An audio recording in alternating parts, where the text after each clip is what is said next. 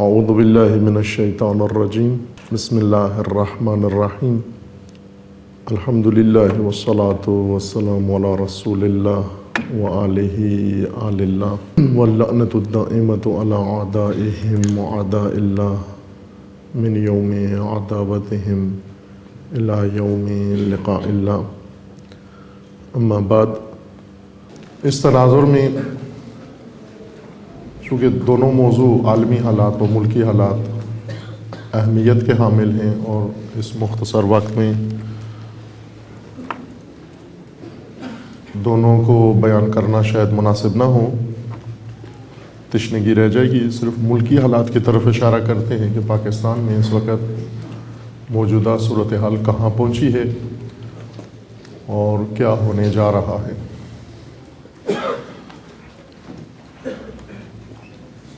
یہ نقطہ سب پر واضح ہے کہ پاکستانی حالات سیاسی افق پر بھی اور معیشت کے لحاظ سے بھی اور امن و امان کے لحاظ سے ہر پہلو سے آشفتہ و آشوب زدہ ہیں، ناپائیدار ہیں،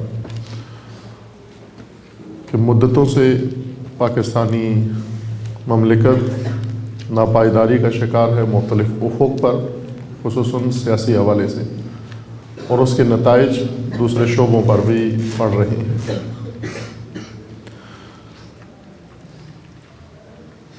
لیکن اس وقت جو نئی صورتحال سامنے آئی ہے وہ زیادہ خطرناک اور پریشان کن ہے۔ البتہ اس سے پہلے بھی جو صورتحال تھی وہ بھی کوئی تسلی بخش نہیں تھی، لیکن تدریجاً خطرے کے لیول کو اگر نگاہ کرتے ہوئے ہم ان حالات کو دیکھیں تو کب کا وہ ریڈ پوائنٹ کراس ہو چکا ہے خطرات کا پاکستان میں، جو شاید پوری دنیا میں کوئی بھی ملک و کوئی حکومت اتنا رسک نہیں لیتی کہ اپنے ملک کے اندر خطرات اور رسک کا لیول اتنا بڑھنے کی اجازت دے کہ خطرے کے جو آخری پوائنٹ ہے اس سے نکل جائے، حالات اتنے اوپر ہو جائیں کہ پاکستان میں یہ کام ہو چکا ہے۔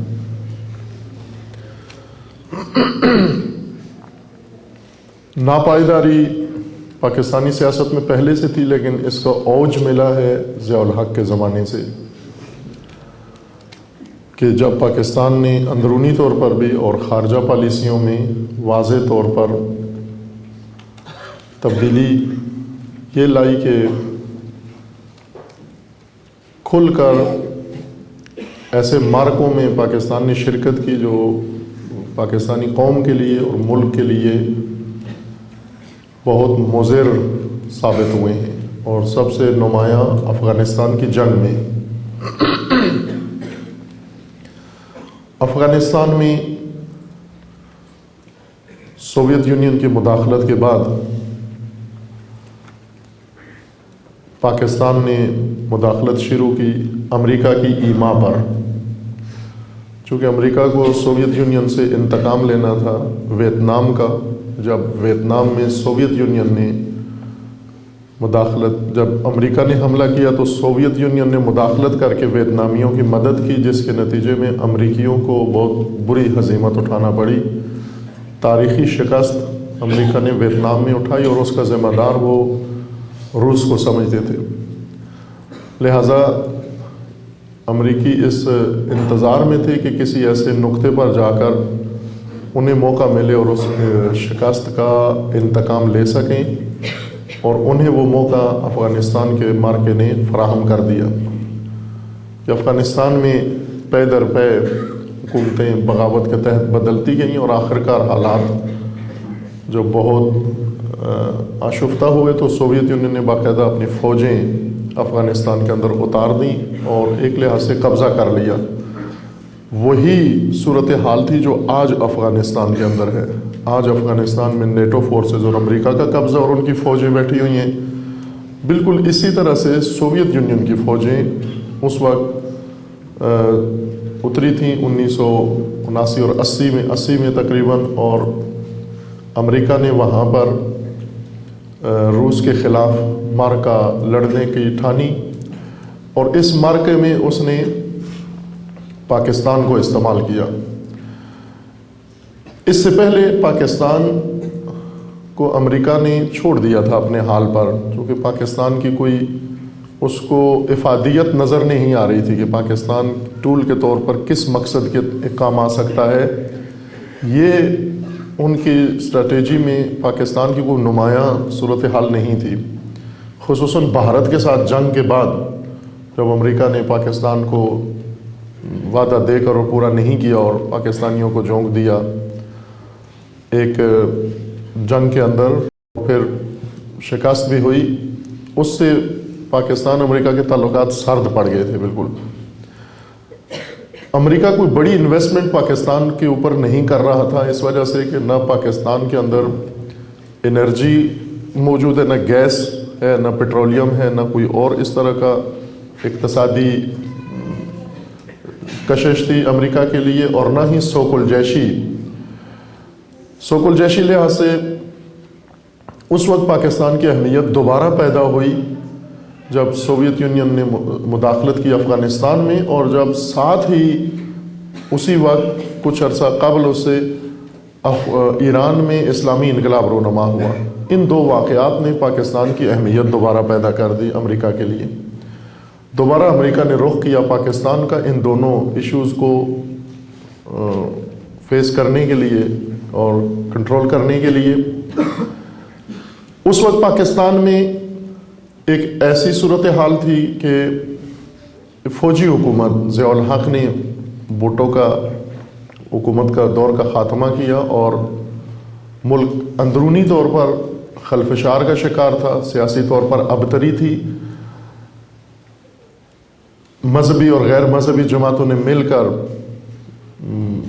پیپلز پارٹی کی مضبوط حکومت تھی بھٹو کی، لیکن اس کے باوجود اندرونی حالات اس حد تک جا پہنچے کہ فوج نے حکومت سنبھال لی ضیاء الحق نے، اور بھٹو کو ایک قتل کے جرم میں پھانسی دے دی، اور اس کے بعد ضیاء الحق نے اپنے عزائم ظاہر کیے۔ پہلے 90 سال کا وعدہ دیا، 90 دن کا وعدہ دیا کہ 90 دن میں الیکشن کرائے جائیں گے، لیکن وہ 90 دن 10 سالوں میں بدل گئے۔ پھر اس نے یہ شروع کیا کہ افغانستان کی جنگ سے پاکستانیوں نے اور پاکستانی خفیہ ایجنسیوں نے بالخصوص، کہ جس میں سیاستدانوں کا اتنا کوئی بڑا عمل دخل نہیں تھا، پاکستانی فورسز اور خفیہ ایجنسیوں نے اس موقع کو غنیمت سمجھا اپنے لیے، یعنی اپنی ناقص تھیوری یا مطالعے کے ذریعے سے انہوں نے یہ سمجھا کہ یہ افغانستان جنگ مناسب فرصت ہے 3 فائدوں کے لیے۔ ایک، ضیاء الحق کی ناپائیدار فوجی حکومت، غیر جمہوری حکومت، جس کو دنیا میں خصوصاً یورپ میں پذیرائی نہیں تھی، بلکہ دولت مشترکہ سے نکال دیا گیا تھا اور بہت ساری مشکلات کا اس کو سامنا تھا۔ ایک تو اس کو استحکام مل جائے گا ضیاء الحق کی حکومت کو۔ دوسرا، ان کے مطالعے کے مطابق کہ پاکستان افغانستان اگر امریکہ یا یہ فورسز مل کے افغانستان کو روس سے آزاد کرا لیں تو پاکستان کی چوڑائی میں اضافہ ہوگا۔ اسٹریٹجک ڈیپتھ کا نام دیا تھا انہوں نے کہ پاکستان کی اشد ضرورت ہے اسٹریٹجک ڈیپتھ۔ پاکستانی نقشہ دیکھیں تو مستطیل کی طرح لمبا ہے، چوڑائی نہیں ہے، یعنی ہندوستان اگر توپ کا گولہ مارنا چاہے تو پاکستان کے ایک بارڈر سے دوسرے بارڈر تک آسانی سے پہنچا سکتا ہے، چونکہ چوڑائی بہت کم ہے پاکستان کی، اور دفاعی لحاظ سے ایسی چوڑائی موزوں نہیں ہوتی۔ ملک کے اندر اتنی چوڑائی ہونی چاہیے کہ سینٹرل پوائنٹ تک کوئی بارڈر سے پیش قدمی کر کے فوج یا اٹیک نہ کر سکے، لیکن اس وقت پاکستان کی اسٹریٹجک ڈیپتھ اتنی نہیں ہے کہ انڈیا یا کوئی اور مشکل اس کو پیش آئے، آسانی سے توپ کے گولے پہنچا سکتے ہیں، جیسا کہ پہلی جنگوں میں بھائی کہ اتنا ماڈرن اسلحہ نہیں تھا اور یہ کام ہوا بھی تھا۔ دوسرا، انہوں نے یہ مطالعہ کیا کہ ہم اسٹریٹجک ڈیپتھ اپنا بڑھانا چاہتے ہیں اور افغانستان کو پاکستان کے ساتھ شامل کر کے یا فیڈریشن بنائیں گے یا ضم کر لیں گے تو جب افغانستان پاکستان سے مل جائے گا تو ایک بہت چوڑا ملک بن جائے گا، لمبا تو پہلے ہی ہے، چوڑا بھی ہو جائے گا۔ یہ دوسرا ان کا پوائنٹ تھا جس کی وجہ سے افغانستان میں انہوں نے مداخلت کی۔ اور تیسری وجہ انہوں نے اس جنگ میں یہ سمجھا کہ دونوں سپر طاقتیں روس و امریکہ دونوں آپس میں برسر نبرد ہیں اور دونوں پھنسی ہوئی ہیں، مجبور ہیں، لہذا پاکستانی جتنا چاہیں اپنی مرضی سے کر سکتے ہیں استفادہ امریکہ سے، اور اس سے مالی اور دیگر سیاسی فوائد اس سے، چونکہ مشکل میں پھنسی ہوئی طاقت ہر مطالبہ ماننے کے لیے تیار ہے، اور اتفاقاً یہ فوائد انہوں نے حاصل کیے سوائے دوسرے کے۔ ضیاء الحق کی اس فوجی بغاوت کو استحکام مل گیا اس افغانستان جنگ کی وجہ سے، پاکستان میں بھی جنگی حالات نافذ ہو گئے۔ دوسرا یہ کہ بھرپور طریقے سے انہوں نے استفادہ کیا امریکہ سے، پیسوں کے لحاظ سے ڈالر لیے اور اسلحہ لیا، ہر طرح کے مطالبات انہوں نے امریکہ سے منوائے اپنے، البتہ وہ ملکی مفاد میں اتنے نہیں تھے لیکن ذاتی مفاد میں زیادہ تھے، یا کسی ایجنسی نے خوب فائدہ اٹھایا لیکن ملک کے لیے نہیں کوئی واضح طور پر انہوں نے فائدہ اٹھایا، ذاتی طور پر فائدہ اٹھایا انہوں نے۔ یہ جنگ جو 10-11 سال افغانستان میں رہی، درحقیقت پاکستان کے موجودہ حالات کے لیے ایک ٹرننگ پوائنٹ ثابت ہوئی ہے، یعنی پاکستان کو تمام مشکلات میں دھکیلنے کے لیے یہ دروازہ کھلا تھا، جس کے بعد پاکستان نے پھر کبھی چین کا دن نہیں دیکھا۔ ضیاء الحق سے پہلے بھی کوئی آئیڈیل مملکت نہیں تھی، بھٹو کے دور میں یا اس سے پہلے بھی آشفتہ مملک ہی تھا، لیکن یہ خطرات جو بڑھ گئے ہیں، یہ لیول جو بہت اوپر آ گیا ہے اور ریڈ پوائنٹ سے گزر چکا ہے، یہ اس زمانے سے آغاز ہوا۔ انہوں نے افغانستان کی جنگ لڑنے کے لیے جو حکمت عملی اپنائی وہ یہ کہ اس میں پیسہ سعودی عرب لگائے گا، انسانی طاقت پاکستان فراہم کرے گا، اور منصوبہ بندی امریکہ کی ہوگی، اور یہ تینوں ملک مل کر افغانستان کی جنگ میں روس کو شکست دیں گے، اور یہ کام انہوں نے کامیابی کے ساتھ کیا۔ سعودی عرب نے بھرپور طریقے سے مدد کی، اور سب سے اہم مدد سعودی عرب نے جو بنیادی طور پر کی، یعنی امریکی منصوبہ بندی سے ہوا کہ کس طرح سے عوامی طاقت اور عام جوانوں کو اس جنگ کے اندر شامل کیا جائے، یعنی باقاعدہ طور پر پاکستانی آرمی نہ لڑے یہ جنگ، پاکستانی آرمی نے یہ جنگ نہیں لڑی، ملٹری نے، انہوں نے صرف ان کو مدد دی، ٹریننگ دی، تیار کر کے آگے بھیجا۔ جنگ انہوں نے لڑی عوامی طبقات کی مدد سے۔ سعودی عرب کی مدد سے انہوں نے ہزاروں مدرسے قائم کیے دینی، خصوصاً صوبہ سرحد میں، پنجاب میں بھی لیکن بالخصوص صوبہ سرحد کے اندر، اور وہاں سے انہوں نے بچوں کو اور جوانوں کو لے کر ان دینی مدرسوں کے اندر تربیت کی، اور وہاں سے مجاہدین انہوں نے تربیت کرنا شروع کی اور مدارس کے اندر، ساتھ ہی جہادی گروپ بنے۔ اس وقت 7-8 مشہور جہادی گروپ تھے، جن میں ایک پروفیسر ربانی کا گروپ تھا جو ابھی پچھلے دنوں قتل ہو گئے ایک خودکش حملے میں وہاں پر، ایک گلبدین حکمت یار کا گروپ تھا، یہ بھی دو بڑے کمانڈر ان دونوں پارٹیوں میں تھے، ایک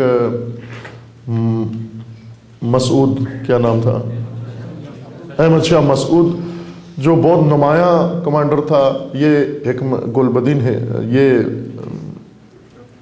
ربانی کے جماعت کا، پروفیسر ربانی کی جماعت کا بڑا کمانڈر تھا یہ مسعود، جس نے وادی پنشیر میں بڑے مر کے لڑے روسیوں کے ساتھ اور مشہور ہوا شیر پنشیر کے نام سے۔ اور دوسرا جلال الدین حقانی، جو اس وقت موجود ہے، ابھی البتہ بوڑھا ہو چکا ہے لیکن وزیرستان کے علاقے میں پاکستان میں ابھی بھی موجود ہے، اور یہ گلبدین حکمت یار کا بڑا کمانڈر تھا۔ ان دونوں کے اوپر زیادہ انویسٹمنٹ کی گئی ہے۔ پھر ان کی سپورٹ میں چھوٹے چھوٹے گروپ بنے ہیں، عبد الرسول سیاف کا گروپ بنا ہے، مجددی کا گروپ بنا، کہ یہ چھوٹے گروپ تھے کہ البتہ بھرپور طریقے سے ان کو یہ ایڈ ملتی رہی، اسلحہ بھی ان کو دیتے رہے، ٹریننگ بھی ان کو دیتے رہے، اور پیسہ بھی ان کو بے تحاشا پیسہ دیا گیا ان افغان گروپوں کو، جس کے نتیجے میں پاکستان میں جو صورتحال پیش آئی وہ یہ کہ باروزگار لوگوں نے بھی روزگار چھوڑ کر ان جہادی کیمپوں میں جانا شروع کیا، ٹریننگ لی انہوں نے۔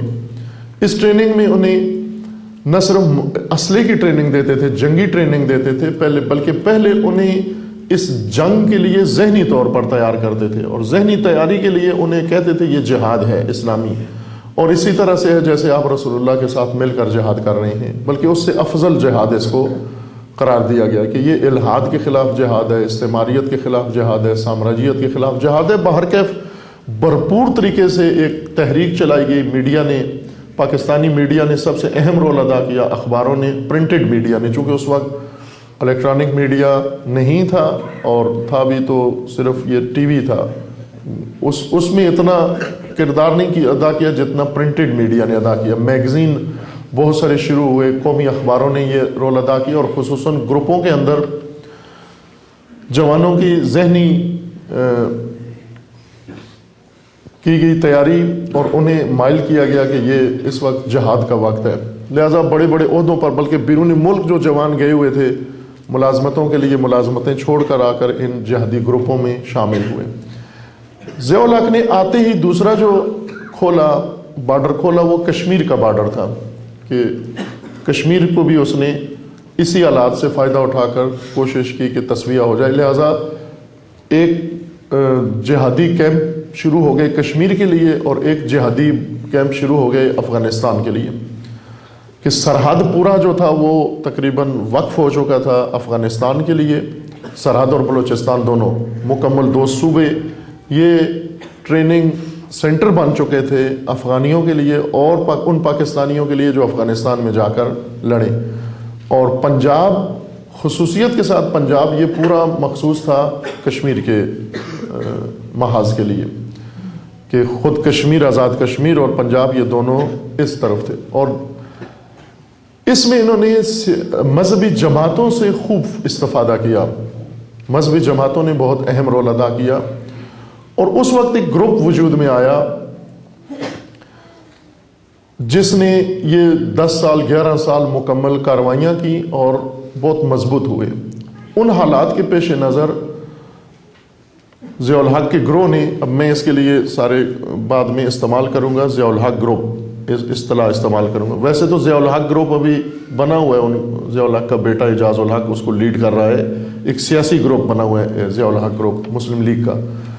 اس سے میں جو ٹرم استعمال کروں گا ضیاء الحق گروپ، وہ نہیں ہے جو آج اعجاز الحق جس کو لیڈ کر رہا ہے، بلکہ ضیاء الحق گروپ سے مراد ضیاء الحق کے زمانے کا گروپ، اس زمانے میں جو گروپ بنا تھا جس کو خود ضیاء الحق لیڈ کر رہا تھا، اور جو خفیہ ایجنسیوں کے ایما پر وجود میں آیا اور ان کی کوششوں سے وجود میں آیا تھا۔ اس گروپ میں نمایاں طور پر جو کردار تھا وہ ایجنسیوں کا ہی تھا، لیکن اندرونی اور بیرونی دونوں ایجنسیاں، پاکستانی ایجنسیاں بھی تھیں اور بیرونی ایجنسیاں بھی اس کے اندر ملوث تھیں، اور سب سے بڑھ کر CIA۔ یہ جنگ در حقیقت پینٹاگون نے کم لڑی تھی، CIA نے زیادہ لڑی تھی۔ پینٹاگون کا کام صرف اس کو لاجسٹکس سپورٹ کرنا تھا افغانستان جنگ میں، لیکن CIA تھی جو یہ جنگ لڑ رہی تھی اس زمانے کے افغانستان کی جنگ، برخلاف آج کے کہ آج CIA سپورٹر ہے پینٹاگون کی، کہ پینٹاگون یہ جنگ لڑ رہی ہے افغانستان میں، CIA اس کو سپورٹ کر رہا ہے۔ اس زمانے میں CIA جنگ لڑ رہی تھی، پینٹاگون سپورٹر تھے ان کے، یعنی ان کا کام ان کو لاجسٹک سپورٹ دینا تھا، اسلحہ دینا تھا، اور ضروریات کی چیزیں ان کو، جو اس جنگ میں چھاپہ مار جنگ میں جو ضروریات تھیں، پینٹاگون کا کام ان کو دفاعی ساز و سامان بنا کر دینا تھا۔ نتیجہ یہ ہوا کہ پاکستانی قوم کے اندر ایک جذبہ جہاد کے نام سے احساس بیدار کیا انہوں نے۔ اس زمانے میں یاد ہوگا، جن جوانوں کو یاد ہے، یہ کم یاد ہوگا چونکہ اس وقت چھوٹے تھے، در و دیوار یہ جہاں بھی چاکنگ ہوتی ہے عموماً یہ جرمن ہیلتھ سینٹر کی ہوتی ہے جہاں جہاں، وہاں سب جہادی چاکنگ ہو چکی تھی، یہ پاک ہو چکا تھا ساری چاکنگ۔ پاکستان میں ایک ہی جہاں جائیں مسئلہ وہاں لکھا ہوتا ہے، یہ سب ختم ہو چکی تھی، اور ہر جگہ جہاد کی چاکنگ پورے، آپ مثلا کراچی سے پشاور تک اگر سفر کریں آپ، تو آپ کو ہر دیوار پر، ہر کھمبے پر جو چاکنگ نظر آتی تھی، چونے سے لکھی ہوئی عبارتیں، وہ سب جہادی اور لوگوں کو جہاد پر اکسانے کے لیے اور یہ موضوعات تھے۔ مساجد تمام کی تمام اس میں فعال ہو گئی تھی، اور وہ طبقات وہ لوگ جو اس جنگ میں دلچسپی نہیں لے رہے تھے، اہم نقطہ یہ تھا، جو دلچسپی لے رہے تھے، جو فرقے مذہبی اور جو طبقات مذہبی، وہ تقریباً ایک قسم کے کرتے دھرتے تھے اس وقت پاکستان کے اندر، تمام وسائل امکانات ان کے پاس تھے اور ان کی مساجد، ان کے مدرسے پر رونق تھے، اور وہ فرقے جو اس جنگ میں دلچسپی نہیں رکھتے تھے ان پر بھی سختی تھی، اس وقت نہایت سختی تھی۔ لہذا جہادی دو گروپ جہادی بنائے گئے تھے، ایک داخلی جہادی اور ایک بیرونی جہادی۔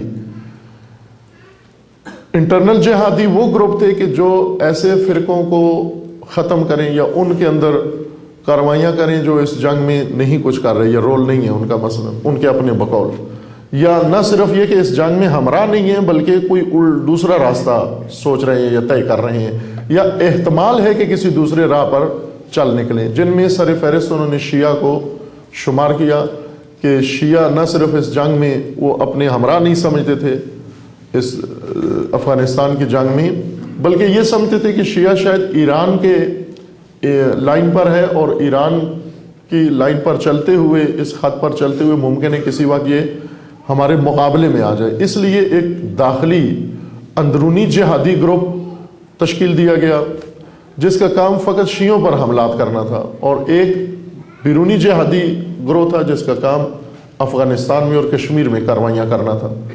ان ٹریننگ کیمپوں کے اندر باقاعدہ ٹریننگ کے بعد جب شخص فارغ ہوتا تھا تو اس سے باقاعدہ پوچھا جاتا تھا کہ آپ نے داخلی جہاد کرنا ہے یا خارجی بیرونی جہاد کرنا ہے، اور اسے بتاتے بھی تھے کہ اندرونی جہاد کا معنی شیعہ پر اٹیک کرنا ہے اور بیرونی جہاد کا معنی افغانستان یا دوسرے کسی بارڈر پر جا کے آپ نے کاروائیاں کرنی ہے۔ وہ بہت سارے لوگ کہتے تھے ہم نے اندر ملک کے اندر ہی جہاد کرنا ہے، اور بہت سارے باہر چلے جاتے تھے جنہیں ملک کے اندر جہاد کرنا ہوتا تھا۔ وہ الگ پارٹیاں تھیں جن میں سر فہرست وہ جماعتیں جو بعد میں سابقہ حکومت نے انہیں کالعدم قرار دیا، سپاہ صحابہ جس میں سر فہرست ہے، اور بھی گروپ تھے لیکن سپاہ صحابہ ایک نمایاں گروپ انہوں نے بنایا اندرونی جہاد کے لیے، اور اس کے ساتھ ساتھ دوسری جماعتیں بھی تھیں۔ یہ معرکہ جاری رہا، پاکستان میں جہادی جنون پیدا کیا گیا جہاد کے نام پر، اور تمام افراد کو ملوث کر دیا گیا، تمام قوم کو اس کے اندر ملوث کر دیا گیا، اور خصوصاً اس جہاد سے لوگوں کی انکم بہت بڑھ گئی۔ افغانستان کے مہاجر کیمپ پورے ملک کے اندر آباد ہو گئے، مہاجر کیمپوں کے لیے دنیا سے امداد اکٹھی کرتے تھے، اور وہ امداد ساری وہ پاکستانی انتظامیہ تقسیم کر لیتی تھی آپس میں۔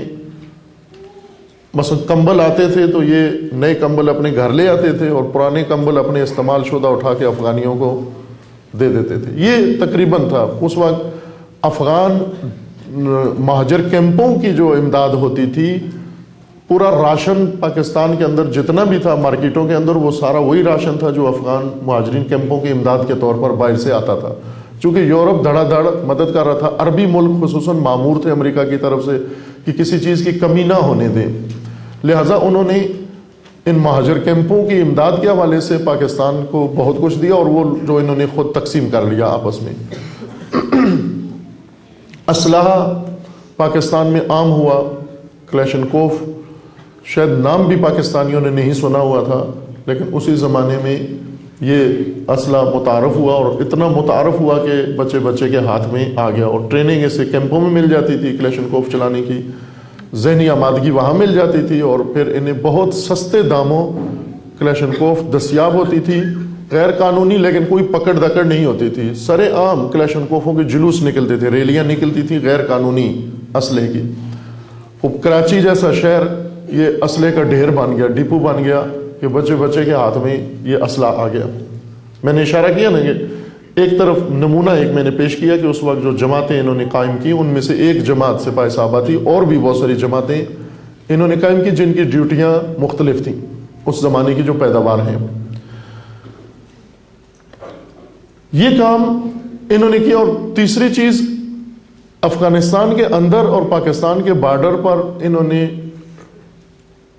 انکم بڑھانے کے لیے اپنی اور بہت سارے دیگر مقاصد کے لیے ہیروئن اور ڈرگ کا کاروبار شروع کیا، کاشت شروع کی، اور جس سے پورا پاکستان ملوث ہو گیا اس کاروبار کے اندر۔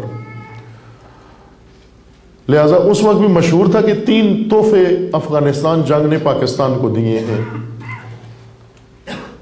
وہ 3 تحفے جو تھے وہ ایک یہ جہادی اسلحہ اور ڈرگ، یہ 3 تحفے تھے جو افغانستان جنگ نے پاکستان کو دیے۔ نا امنی، یہ پاکستانی جنگ افغانی جنگ کا تحفہ تھا۔ باہر کے یہ اسٹریٹجسٹ پاکستان کے ناعاقبت اندیش یہ اپنے اوپر گھمنڈ میں مبتلا تھے کہ اس وقت اخباروں میں بھی آتا تھا کہ پاکستانی خفیہ ایجنسیاں دنیا کی ٹاپ لسٹ خفیہ ایجنسیاں جنہوں نے KGB کو تھکا دیا ہے، CIA کو چکر چڑھا دیا ہے، اور ایک افسانے اخباروں کے اندر آنا شروع ہو گئے کہ یہ ایجنسیاں کیا کر رہی ہیں، لیکن معلوم نہیں تھا انہیں کہ کیا بیوقوفی ان سے کروائی جا رہی ہے۔ یہ اپنے تئیں بعض کاروائیاں کرتے تھے اور سمجھتے تھے کہ یہ CIA کو بھی خبر نہیں ہوئی، KGB کو بھی خبر نہیں ہوئی۔ KGB سوویت یونین کی خفیہ ایجنسی تھی، خوفناک۔ انہیں اتنا گھمنڈ ہو گیا اس وقت، یقین ہو گیا، یعنی کرواتے تھے یہ کام۔ مثلا مغربی اخباروں میں آرٹیکل لکھے جاتے تھے، ابھی بھی پاکستان کا آشوب میں شروع جو دیا سلائی لگاتے ہیں وہ کسی ایک آرٹیکل سے لگتی ہے۔ امریکہ میں نیو یارک ٹائم میں یا گارڈین میں یا کسی بڑے عالمی اخبار میں ایک آرٹیکل چھپتا ہے، وہاں سے ساری کہانی شروع ہوتی ہے۔ یہ میمو کا جو ڈرامہ ہے یہ بھی اسی طرح سے شروع ہوا۔ یہ 6 مہینے پہلے کا قصہ ہے جو ابھی ایک اخبار نے چھاپا ہے امریکہ میں اور اس انگلستان میں، اور اس سے پھر آگے یہ کہانی شروع ہو گئی ہے۔ ہمیشہ یہ ہوا ہے پاکستان میں کہ سیکرٹس کی جو لیکیج ہے وہ کسی یورپین یا امریکی اخبار نے آرٹیکل لکھ کر یہ پاکستان میں ڈرامہ شروع کیا تھا۔ اس وقت بھی یہی کام کرتے تھے۔ وہ کٹنگ انہوں نے رکھی ہوئی ہے، محفوظ ہے پاکستانی اخباروں نے، کہ جو پاکستان کے جہادی طاقت کے بارے میں آرٹیکل یورپ میں لکھے جاتے تھے اور توانائیاں پاکستانیوں کی اس میں جو سراہی جاتی تھیں کہ پاکستانی کتنے توانا ہیں اس کام کے اندر، جنہوں نے KGB کو گھٹنے ٹکوا دیے، جنہوں نے روس کو یہ کر دیا، وہاں کر دیا، اور یہ پاکستانی خصوصیت کے ساتھ پڑھتے تھے، یہ آرٹیکل پڑھتے تھے۔ سیاسی دنیا میں یہ کام ہوتا ہے عزیزان، باقاعدہ ہوتا ہے۔ پریزیڈنٹ خاتمی، جب ایران میں خاتمی صاحب صدر تھے، ان کے سفیران جو گئے ہوئے تھے دنیا میں وہ یہ کام کرتے تھے، پیسے دے کے خاتمی کے بارے میں ہر ملک میں آرٹیکل لکھواتے تھے، پھر ان کو ترجمہ کر کے خاتمی کو بھیجتے تھے کہ عالمی سطح پر آپ کی کتنی مقبولیت ہے، جس کا ایک نمونہ پاکستان ہے کہ پاکستان میں ایرانی سفیر نے پیسے دے کے خاتمی صاحب کے فیور میں وہ ولایت فقیہ کے خلاف جنگ اخبار میں ارشاد احمد حقانی سے آرٹیکل لکھوائے۔ ایک قم ریٹرن نیم ملا نے اس کو میٹر فراہم کیا تھا، قم گیا ہوا ایک شخص جو لبادہ قمی اوڑھ کے آیا، اس نے میٹر فراہم کیا ارشاد احمد حقانی کو، اور اس نے ولایت فقیہ کے خلاف خاتمی صاحب کی فیور میں کئی مقالات لکھے۔ یہ مقالات ترجمہ ہو کے کتاب چھپی باقاعدہ، اور خاتمی صاحب کو دکھائی گئی کہ آپ کی مقبولیت دنیا میں کتنی زیادہ ہے، آپ امام خمینی سے زیادہ اس وقت شہرت یافتہ ہیں۔ اور سیاستدانوں کے پاس فرصت تو نہیں ہوتی کہ خود میڈیا کو دیکھیں یا خود ممالک کے اندر جائیں یا آزاد ذرائع سے ان کی تائید و تصدیق کریں، جلدی جھانسے میں آ جاتے ہیں کہ آپ کسی جگہ بھی ایک مضمون لے کے فوٹو کاپی کرا کے اور کہیں کہ یہ آپ کے لیے فلاں ملک کے اندر اتنا کام ہو رہا ہے۔ یہ کام پاکستانی اس جھانسے میں بھی آ گئے۔ مغربی میڈیا نے ان کے گرد جو جال تنا وہ یہ کہ ہر وقفے سے اپنے اخباروں میں، مشہور اخباروں میں آرٹیکل لکھتے تھے پاکستانیوں کی جہادی توانائیوں کے بارے میں، اور وہ پھر خصوصیت کے ساتھ وہ ورژن یا وہ نسخہ پاکستان بھیجتے تھے۔ یہ لوگ پڑھتے، اس کی کٹنگ کراتے اور پھر اس کو اپنی میٹنگوں میں ڈسکس کرتے کہ اس وقت ہماری شہرت دنیا میں یہ ہو رہی ہے کہ دور دراز تک ممالک ہماری کہانیاں لکھ رہے ہیں کہ پاکستان نے یہ کاروائیاں کی، پاکستان نے، اور اس طرح ان کو ایک غرور اور گھمنڈ میں، احمقانہ گھمنڈ میں مبتلا کر دیا ان لوگوں نے۔ ساتھ مدد بھی دیتے تھے اور ساتھ یہ فضا بھی بناتے تھے، اور یہ حماقت ان سے ہوتی تھی کہ یہ ان کو پڑھ کر ان کے آرٹیکل اس میں مغرور ہو جاتے تھے۔ جس طرح سے آج کل ذلت کے آرٹیکل لکھے جا رہے ہیں، اس وقت ان کے غرور و تکبر کے آرٹیکل لکھے جاتے تھے۔ نتیجہ یہ ہوا کہ انہیں پختہ ایمان ہو گیا کہ ہم نے جو پالیسی بنائی ہے یہ بہترین پالیسی ہے پاکستان کے لیے، پاکستانی قوم کے لیے، اور یہیں سے پھر ضیاء الحق نے مسلم امہ کا رہبر و رہنما بننے کی کوششیں شروع کر دیں، اور اس نے دورے شروع کیے، اور نظام اسلامی اور نظام مصطفیٰ بہت کچھ انہوں نے کیا۔ مقصود صرف یہ بیان کرنا تھا کہ اس ساری فضا کے اندر ایک مخصوص گروہ وجود میں آیا، جس میں پاکستان کی حد تک مین کردار ایجنسیوں کا تھا، دوسرے نمبر پر مذہبی طبقہ تھا، اور تیسری سطح پر کچھ سیاستدان اس کے اندر ملوث تھے۔ اس گروہ نے پاکستان کی نابودی کی بنیاد رکھی۔ پاکستان میں فرقہ واریت، پاکستان میں ناامنی، پاکستان میں اسلحے کا کلچر، پاکستان میں جہادی تصور، اور جو کچھ بھی آج آپ فیس کر رہے ہیں یہ سب کچھ اس گروہ کی پالیسیاں اور وہ اسٹریٹجی تھی جو انہوں نے احمقانہ بنائی، اور دوسروں کے جانسے میں آ کر، اور اس پر ان کا ایمان تھا۔ باہر کے حوادث ان کے کنٹرول سے باہر تھے، اتفاقات، باقی ہر چیز پر ان کا ہولڈ تھا، اور اتفاقات نے ان کو کچھ ضربیں لگائیں۔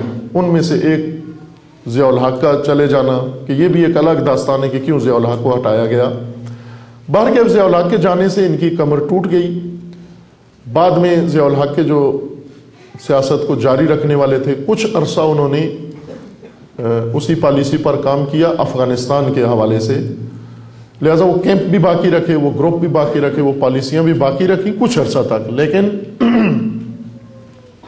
مشرف کے اقتدار میں آنے سے وہ سارا نقشہ بدل گیا جو ضیاء الحق کے زمانے سے شروع ہوا تھا پاکستان کے اندر۔ مشرف کے آتے ہی مشرف نے یو ٹرن لیا، یعنی 180 درجے الٹ کام شروع کر دیا۔ وہ تمام انویسٹمنٹ جو پاکستانیوں نے کی ہوئی تھی وہ سب کے سب اس نے ان کے اپنے بقول کے خراب کر دی، برباد کر دی، اور ایک نئی اسٹریٹجی بنا کر اور نئے راہ پر نکلا۔ یہاں بھی مشرف نے نہیں کیا یہ سب کچھ، جس طرح ضیاء الحق سے کروایا گیا وہ سب کچھ جہاد، اور اس کو ملوث کیا گیا افغانستان جنگ میں۔ اب بھی یہ ہوا کہ ایک اور جرنیل، وہ بھی غیر قانونی طور پر اقتدار میں آیا، اس کو بھی اپنے کمزور اقتدار کو پائیداری دینا تھی، استحکام دینا تھا۔ بالکل ایک جیسے حالات تھے۔ وہاں بھی ایک جرنیل فوجی بغاوت کے تحت برسر اقتدار آیا، جمہوری حکومت ختم کر کے بھٹو کی، اور اس کو اب منوانا تھا دنیا سے، خصوصاً یورپ سے اپنے آپ کو۔ یہاں بھی ایک جرنیل، ایک جمہوری حکومت، نام نہاد جمہوری حکومت جو سی ہوتی ہے پاکستان میں، اس کو ختم کر کے فوجی حکمران آیا، جس سے پھر انہی حالات کا سامنا کرنا پڑا جو ضیاء الحق کو تھا۔ اس کو دولت مشترکہ سے نکال دیا گیا، سیاسی تعلقات کم کر دیے گئے، اقتصادی سپورٹ ختم ہو گئی، باقی جو کچھ پاکستان کے لیے ہو رہا تھا ناگہان اس میں وقفہ آ گیا۔ وہ کمزور ترین شخص، اندر سے بھی ملک سے بھی حمایت نہیں ہے، باہر سے بھی نہیں ہے۔ اس دوران پاکستان کی اہمیت اور بڑھ گئی، اور وہ یہ کہ امریکہ میں ایک لابی جو پہلے سے اقتدار میں آ چکی تھی، جن کو نیو کنزرویٹوز کہتے ہیں امریکہ کے اندر، بش حکومت اور بش کے بیک پہ جو لابی ہے امریکہ کے اندر، یہ طبقہ جب امریکہ میں حکمران ہوا، انہوں نے اپنے مشاورین کی مدد سے دنیا کے اوپر اثر انداز ہونے کی کوشش کی نئے انداز سے، اور اس کے لیے انہیں اب پھر پاکستان کی ضرورت محسوس ہوئی۔ لہذا بقایا جو انہوں نے افغانستان کی جنگ میں انویسٹمنٹ کی تھی، پھر اس کو چھوڑ دیا گیا مدت تک، اور وہ انویسٹمنٹ ضائع ہو رہی تھی ان کی۔ جیسے کوئی فیکٹری لگاتا ہے پھر کام نہیں کرتا اور تالا لگا دیتا ہے، اور اس کے شیشے ٹوٹ جاتے ہیں، مشینری خراب ہو جاتی ہے، اور در و دیوار گر جاتے ہیں، اور لوگ چوریاں شروع کر دیتے ہیں۔ افغانستان کے جنگ میں جو انویسٹمنٹ انہوں نے کی تھی ضیاء الحق کے جانے کے بعد، یا ضیاء الحق کے چند سال بعد، آہستہ آہستہ وہ تقریباً ختم ہو گئی۔ افغانستان میں روس نکل گیا، اور وہاں مجاہدین پہنچ گئے، اور انہوں نے جا کر اور کاروائیاں شروع کر دیں۔ نتیجہ یہ ہوا کہ یہ پاکستان کے اندر جو انویسٹمنٹ تھی، یعنی اتنے لوگ ٹرینڈ مجاہد عرب دنیا سے آئے ہوئے پاکستان کے اندر سے، یا ٹریننگ سینٹر یا یہ اسلحہ یا یہ ذہنیت، یہ اسٹریٹجی، یہ سب بیکار پڑی ہوئی تھی اور ضائع ہو رہی تھی، ان کے بقول ضائع ہو رہی تھی۔ انہوں نے دوبارہ اس کو کام میں لائے، اب نئے کام کے لیے، نئے حرکت کے لیے اس کو کام میں لائے۔ لہٰذا جو ہی یہ لابی برسر اقتدار آئی تو انہوں نے پھر افغانستان ہی کے ایشو سے فائدہ اٹھانے کی کوشش کی اور پاکستان کو پھر ایک نئی صورتحال کے سامنے پیش کر دیا۔ حکومت چونکہ کمزور تھی، اس کو حمایت کی ضرورت تھی، عالمی حمایت کی ضرورت تھی، سپورٹ کی ضرورت تھی، لہٰذا وہ ہر موقع کی تلاش میں تھی کہ کوئی نہ کوئی مجھے سپورٹ کرے اس وقت، جائز یا ناجائز، اسے یہ سگنل ملے کہ اگر یہ کام کرو تم جو ہم چاہ رہے ہیں تو پھر تمہاری سپورٹ ہو سکتی ہے۔ انہوں نے فوراً حامی بھر لی اور 9/11 کا ڈرامہ جو رچایا گیا اس کے بعد ایک نئی یلغار پھر شروع ہوئی، پھر افغانستان پہ اٹیک شروع ہوئے القاعدہ کو پکڑنے کے لیے، اور اپنے میڈیا ہیرو اسامہ اور ملا عمر اور اس طرح کے لوگ جو شخصیات انہوں نے خود ہی بنائی تھیں ان کو گرفتار کرنے کے لیے، ان کے پیچھا کرنے کے لیے پھر فورسز وارد ہوئیں اور پھر دوبارہ پاکستان کی اہمیت ہو گئی۔ لیکن اس دفعہ بالکل الٹ، پہلے انہیں القاعدہ امریکہ نے اور پاکستانی ایجنسیوں نے بنائی، تمام جہادی گروپ انہوں نے بنائے، عرب ملکوں سے لوگوں کو بلایا، عرب ملکوں سے پیسے لائے، عرب پاکستانیوں کو اس میں ہمہ تن انہوں نے مشغول کیا اس جنگ کے اندر۔ اب جو امریکی پالیسی تھی وہ اس کی الٹ تھی، اب یہ تھی کہ اس جنونی جہادی احساس کو ختم کیا جائے اور اس کے بجائے لیبرل و سیکولر احساس پیدا کیا جائے، اور اب وہ جو خطرات پیدا ہو چکے تھے یا خود انہوں نے انجام دیے تھے اس کو مٹانے کی ضرورت تھی، ختم کرنے کی ضرورت تھی، لہٰذا پھر پاکستان سے استفادہ کیا گیا۔ اس لیے اس جرنیل نے بالکل نیا یو ٹرن لیا اور امریکی ماں پر ایک ٹیلی فون پر اس نے ساری پالیسیاں بدل دیں اور انہوں نے کہا کہ آپ جو بھی مطالبہ کرتے ہو ہم پورا کرنے کے لیے تیار ہیں، اور کیا بھی انہوں نے مطالبہ پورا، جس کے نتیجے میں انہوں نے وہی لوگ جو کیمپ بنائے تھے وہ بند کیے، جن لوگوں کو ٹریننگ دی تھی انہیں پکڑ دکڑ شروع کی، اور افغانستان میں بھی الٹی کارروائی شروع کر دی، یعنی جن لوگوں کی سپورٹ کرتے تھے انہیں پر بمباری شروع کر دی، جن کو سینٹر بنا کے دیے تھے انہیں ویران کرنا شروع کیا انہوں نے۔ اب اپنی ان کی حکمت عملی بدلی۔ اس حکمت عملی میں ضیاء الحق گروپ چونکہ وہ دوہرا کردار ادا نہیں کر سکتا تھا، ضیاء الحق گروپ زیر زمین چلا گیا، اس کو کوئی نقصان نہیں پہنچا ضیاء الحق گروپ کو۔ ضیاء الحق گروپ میں عرض کیا کہ خفیہ ایجنسیاں تھیں ٹاپ پر، اس کے ساتھ ساتھ مذہبی گروہ تھے اور تیسرے نمبر پر کچھ سیاستدان تھے۔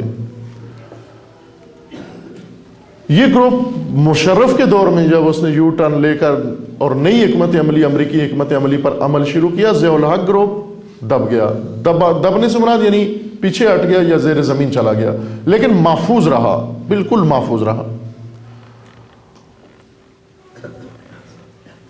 مشرف کا زمانہ اپنے خاص مسائل سے گزرا، جس کے نتیجہ یہ ہوا کہ ضیاء الحق، آج میں یہ اشارہ یہاں سے کروں کہ آج جو صورتحال موجود ہے اس میں موجودہ افراد جو صاحبان اقتدار ہیں، پاکستان کی مقتدرہ طبقہ جو ہے پاکستان میں، مقتدرہ طبقہ میں حکومت شامل نہیں ہوتی، پارلیمنٹ شامل نہیں ہوتی، جس کو اسٹیبلشمنٹ کہتے ہیں اصطلاح میں، سیاست کی اصطلاح میں حکومتیں نہیں ہوتی، اس کا جز نہیں ہوتی۔ اسٹیبلشمنٹ وہ ہوتی ہے جو حکومتیں لاتی ہیں، جو حکومتوں کو ہینڈل کرتی ہیں، جو حکومتوں کو کنٹرول کرتی ہیں، وہ اسٹیبلشمنٹ ہے۔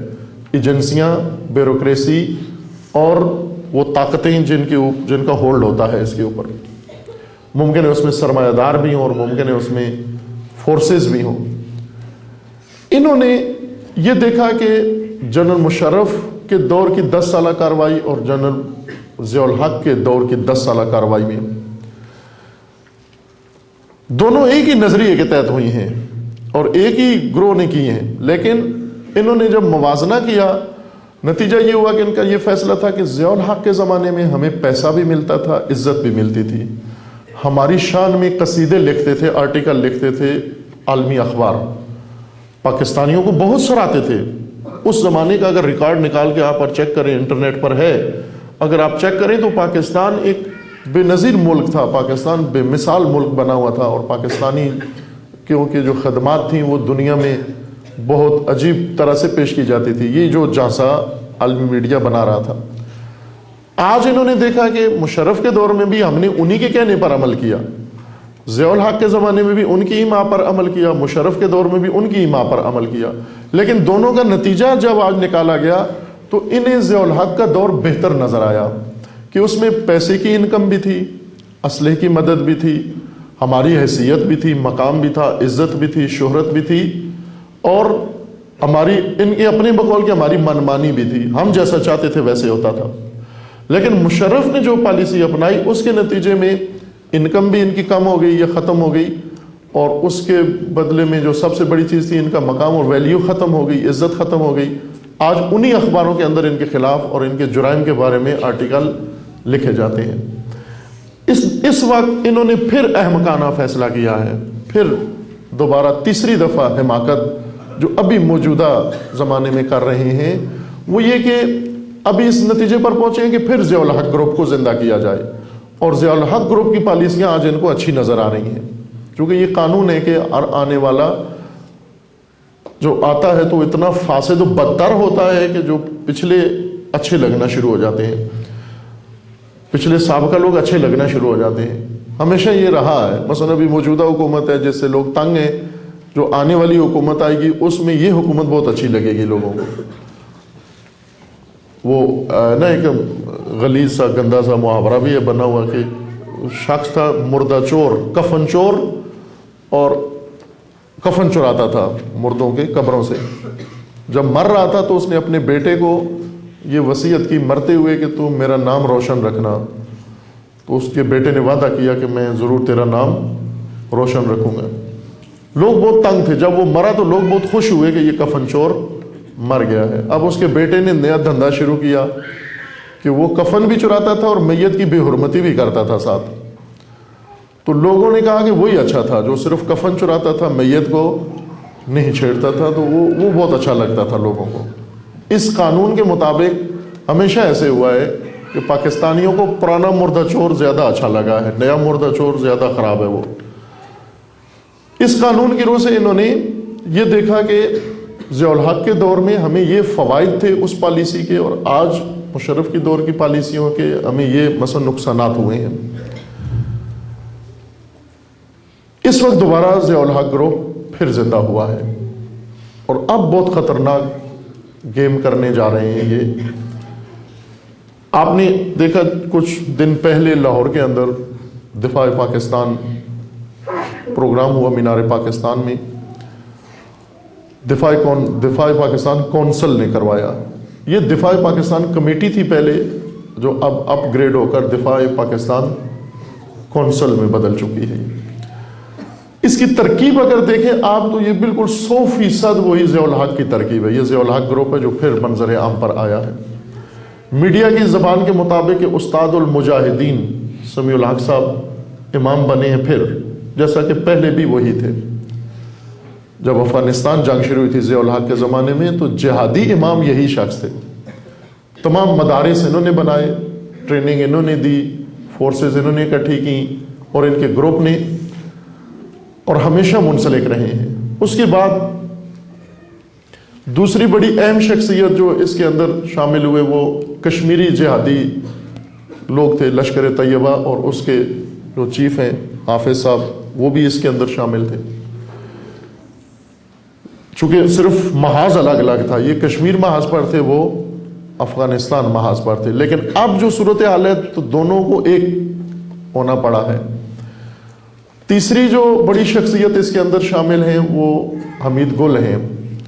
حمید گل جو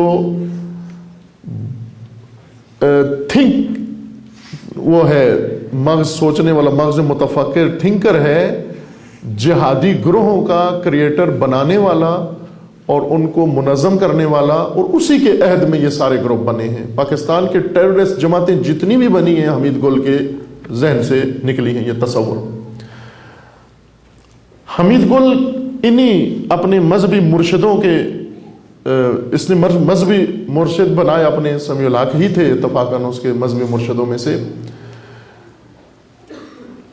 یہ بھی فرد کا نام نہیں ہے حمید گل. حمید گل کے ساتھ بھی بہت بڑی لابی ہے، یعنی پورا ضیاء الحق گروپ کہہ لیں ایک طرح سے.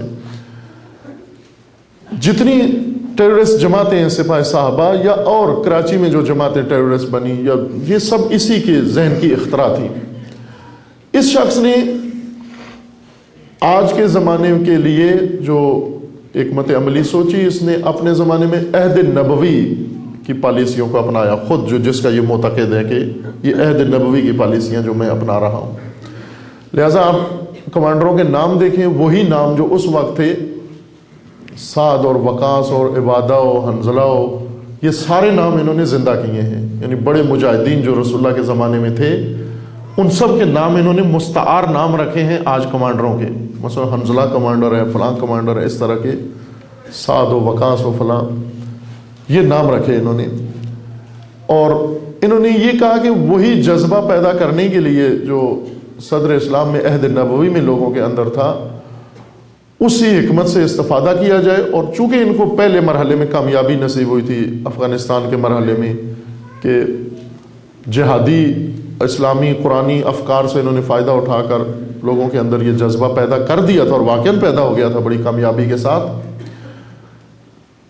لہٰذا انہوں نے مختلف سیکٹرز میں گروپ بنائے اور ہر ایک کو ایک خاص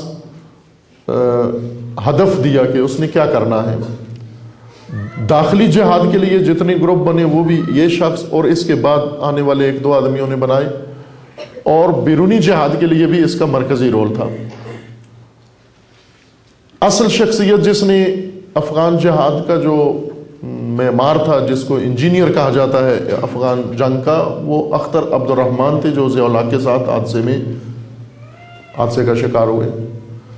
وہ اصل ذہن تھا جس نے بنیادی اسٹریٹجی بنائی ہے. اس کا وارث یہ حمید گل نکلا ہے، اور اس نے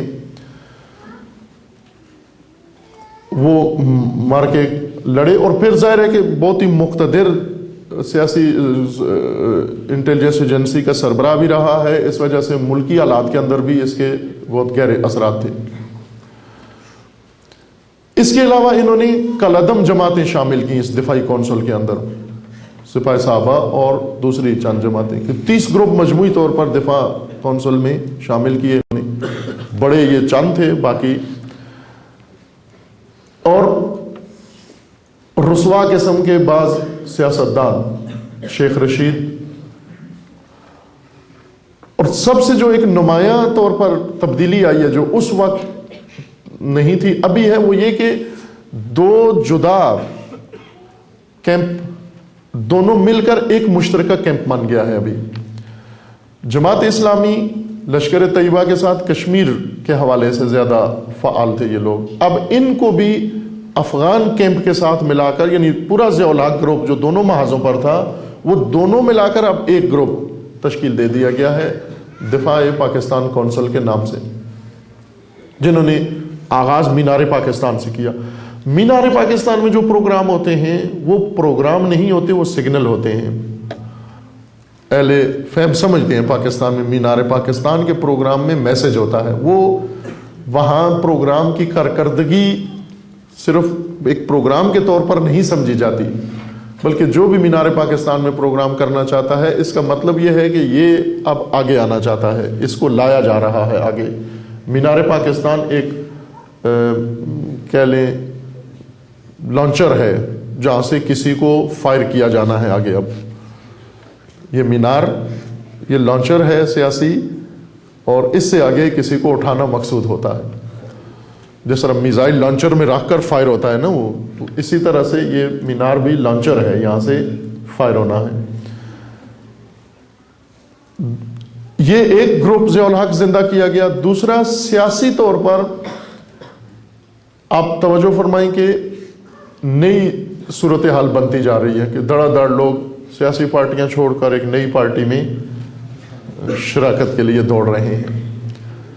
اور دونوں کا آغاز ایک جگہ سے ہوتا ہے، مینار پاکستان سے ہی دونوں کا آغاز ہوتا ہے. اور دونوں کے تیور ایک جیسے ہیں، دونوں کا طریقہ کار ایک جیسا ہے. یہ دونوں دو ونگ ہیں در حقیقت، ایک سیاسی ونگ ہے اور ایک نظریاتی ونگ ہے یا جہادی ونگ ہے. اس وقت ان اسٹیبلشمنٹ کے یا غیر ذمہ دار مقتدرہ نے جو سوچا ہے وہ یہ کہ ضیاء الحق کا تجربہ ان کو اچھا لگا ہے کہ ہم اس طریقے سے پھر امریکہ کو پھنسا سکتے ہیں. آج کا امریکہ ہمیں کسی اور موڈ میں بات کرتا ہے, اس وقت امریکہ کسی اور موڈ میں بات کرتا تھا. اس وقت امریکیوں کی زبان منت سماجت تھی. اس وقت امریکی مطالبات مانتے تھے, پاکستانیوں سے پوچھتے تھے کہ بتا تیری رضا کیا ہے. لیکن آج یہ لہجہ نہیں اپناتے, آج پاکستانی سے اور لہجے میں گفتگو کرتے ہیں. اس وقت پاکستان حقارت کا سامنا ہے, پاکستان کو تحقیر شدہ ہے, پاکستان تذلیل شدہ ہے پاکستان.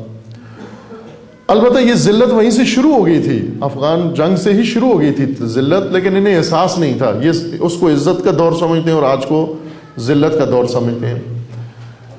لیکن یہ خود انہوں نے کیا. وجہ اصل حقارت کی وجہ یہ تھی کہ ضیاء الحق کا زمانہ ہو یا مشرف کا زمانہ ہو یا آج کی حکومت یا کوئی جمہوری نام نہاد دور ہو, بنیادی طور پر جس کی وجہ سے پاکستانی وقار کھو بیٹھے ہیں اپنا پوری دنیا میں اور خصوصاً امریکیوں کے سامنے, وہ یہ ہے کہ انہوں نے ہمیشہ ذاتی مفاد کی خاطر بڑی بڑی خیانتیں کی ہیں. ذاتی مفاد کی خاطر اگر ایک شخص اپنے خاندان میں بھی یہ کام کرے, جس کے لیے یہ کام کرتے اس کی نظروں میں گر جاتا ہے.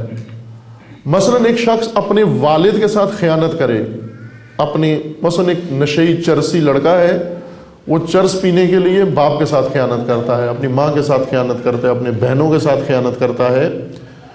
تو جو یہ خیانت کروا رہا ہے, مثلا اسے کوئی شخص کہتا ہے چرسی کو کہ تو اپنی ماں کے زیورات اٹھا کے لے آ, میں تجھے ایک پڑیا دیتا ہوں, اور یہ لے آتا ہے.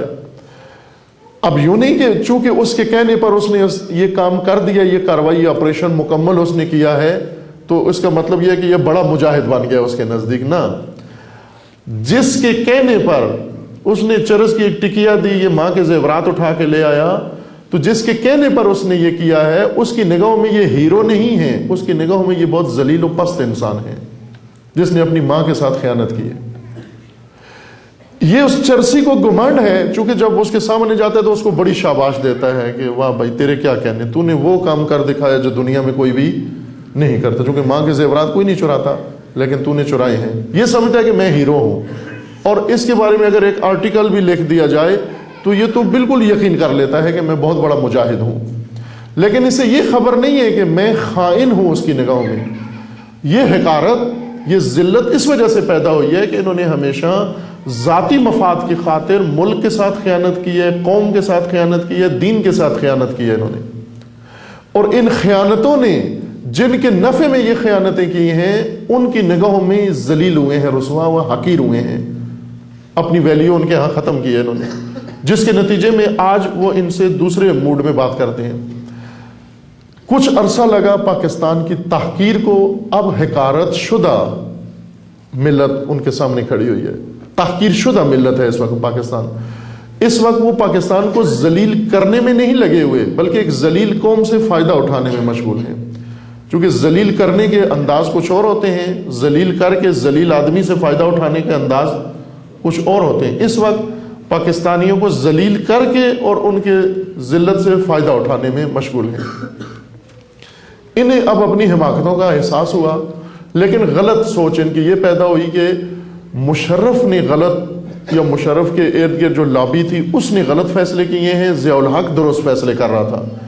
یہ چہرے نیائل, پھر وہی چہرے سامنے لانا, پھر وہی چہرے سیاست میں لانا, پھر وہی انداز سیاست اپنانا, پھر سیاسی ونگ نیا بنانا, پھر نظریاتی ونگ نیا بنانا, پھر یہی چہرے لا کر قوم کے سامنے کھڑا کرنا, یہ اس نحیف بدن میں آخری کیل ہے. یہ اگر یہ حماقت ان کی کامیاب ہوتی ہے تو پھر کوئی ضمانت نہیں ہے کہ یہ پاکستان بچے گا, خدا نخواستہ الیاذ باللہ.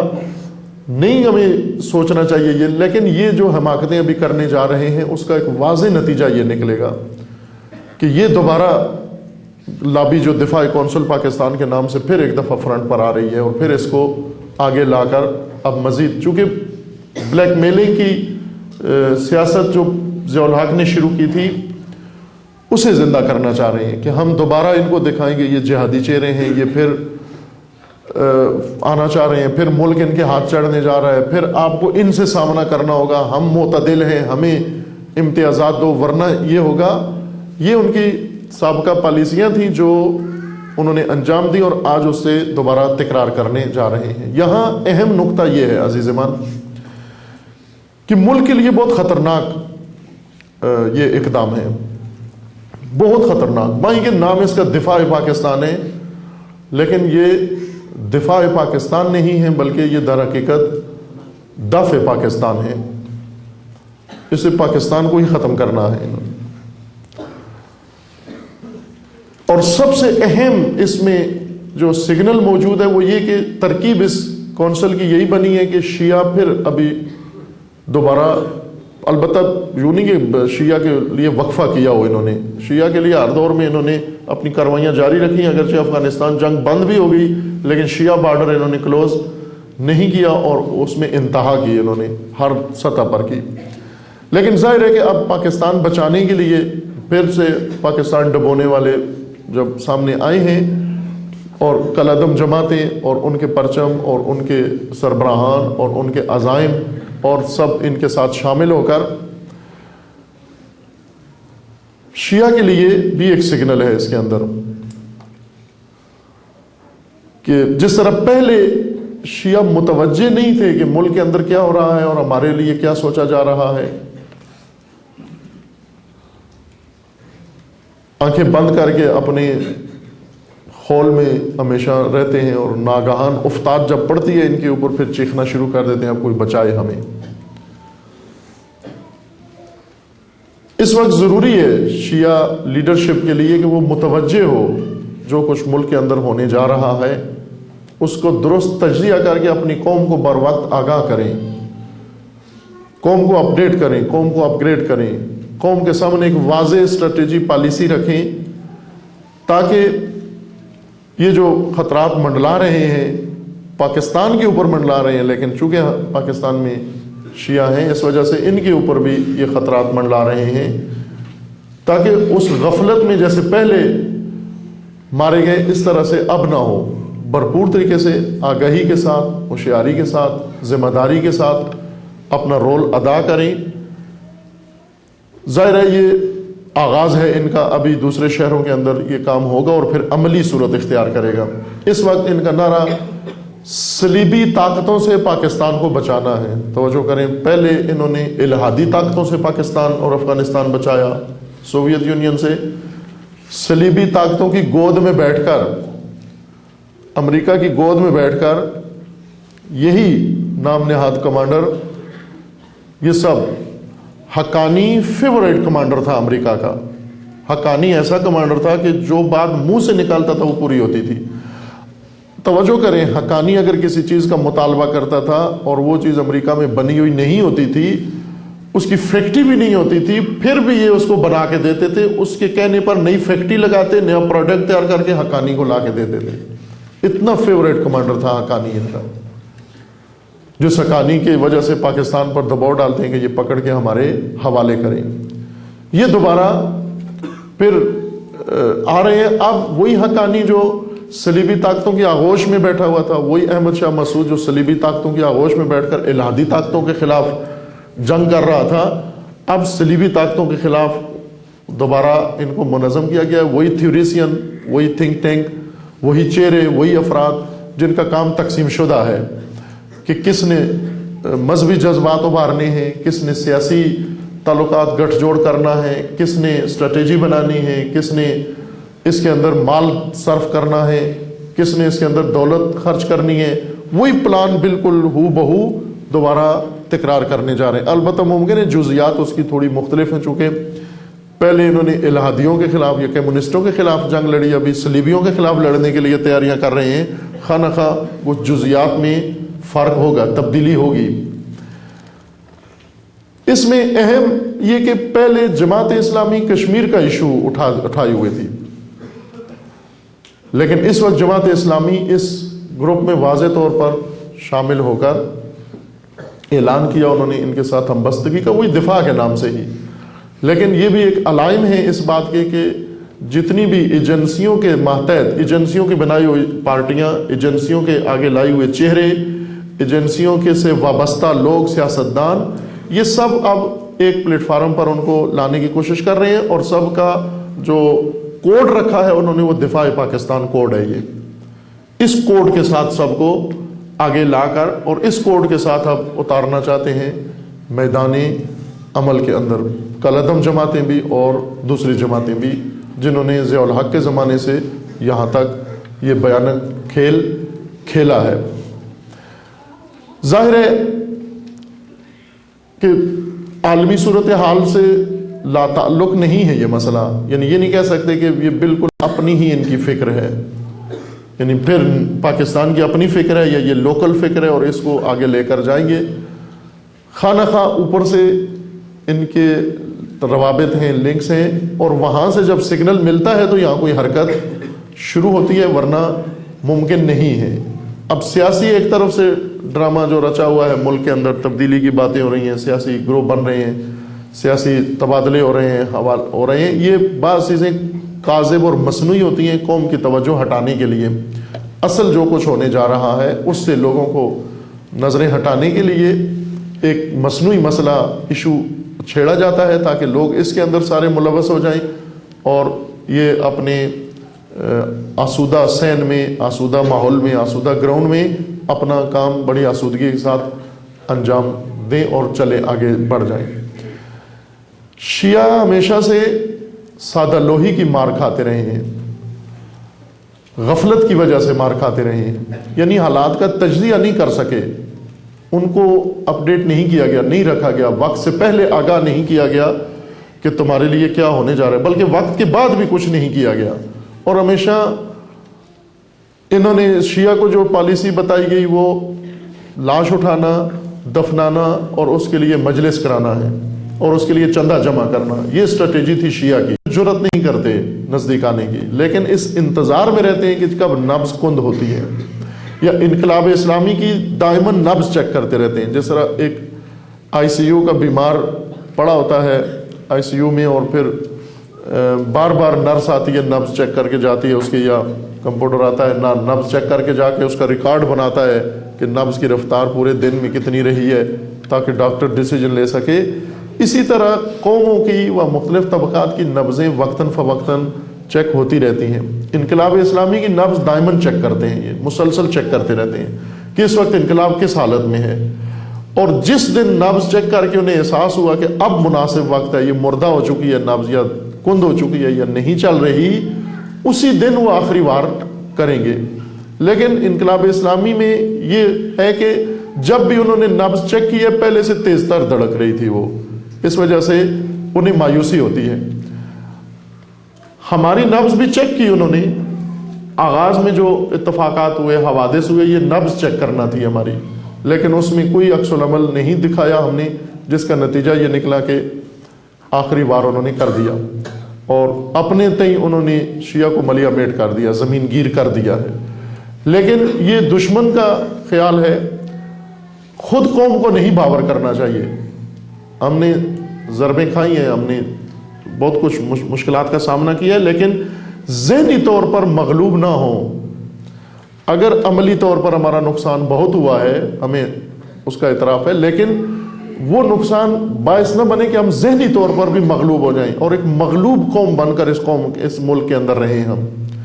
मगलूबियत मौत है, रोज़ की मौत है, मगलूब बनकर रहना रोज़ की मौत है। अगर उधर सोच है इधर भी सोच होनी चाहिए, उधर प्लानिंग है इधर भी प्लानिंग होनी चाहिए। कदम बे कदम उनके हर नक्शे को एक तो समझें हम और समझकर उसको नाकाम बनाएं। नाकाम उसी सूरत में बन सकते हैं कि जब उन्हें नज़र आए कि आसान नहीं है, ये टारगेट लेना मारना आसान नहीं है। और सबसे बढ़कर जो जिस चीज़ की ज़रूरत है वो कि जब इजहार वजूद करती है एक कौम, जब अपना इजहार वजूद करती है, नज़र आती है कि ये है, उस वक्त दूसरे अपनी राय बदलते हैं उसके बारे में। जब इजहार वजूद ना कर सके कोई कौम, उस वक्त उसके लिए फतवा तब्दील हो जाता है। ये जो मुफ्तियान अभी ज़ियाउल हक का ग्रुप दोबारा जिंदा हुआ है, यानी जिंदा तो था लेकिन ज़ेर ज़मीन से रूए ज़मीन आ गया है, अभी 10-12 साल अंडरग्राउंड रहा है, چونکہ لبرلزم کی لہر چلی ہوئی تھی پاکستان میں اور سیکولرزم کی لہر چلی تھی، روشن اسلام تھا، اب دوبارہ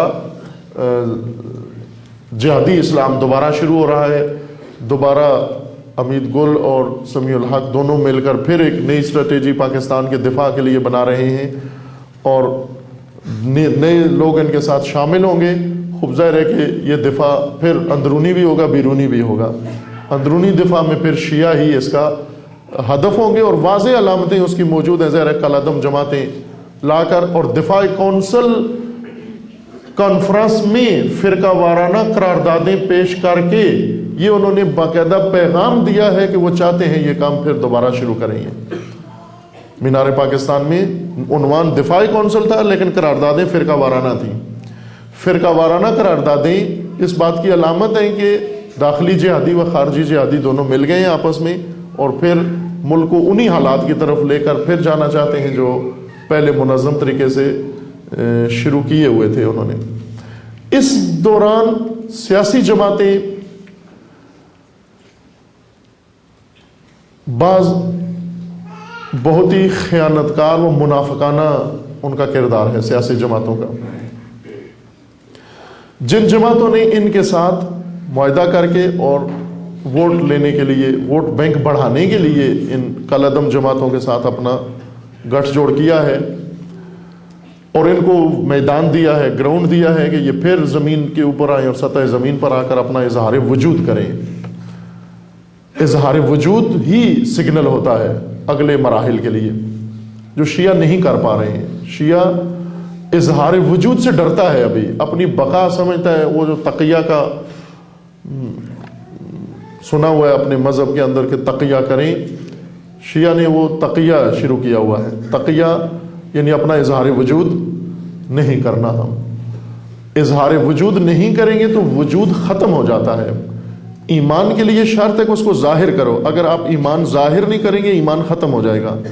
ایک تو آپ کا ایمان قبول نہیں ہے، ایمان دل میں رکھنا کافی نہیں ہے، ایمان کا اظہار کرو۔ اظہار ایمان جزء ایمان ہے۔ اظہار وجود اپنے وجود کو باقی رکھنے کے لیے شرط ہے اظہار وجود۔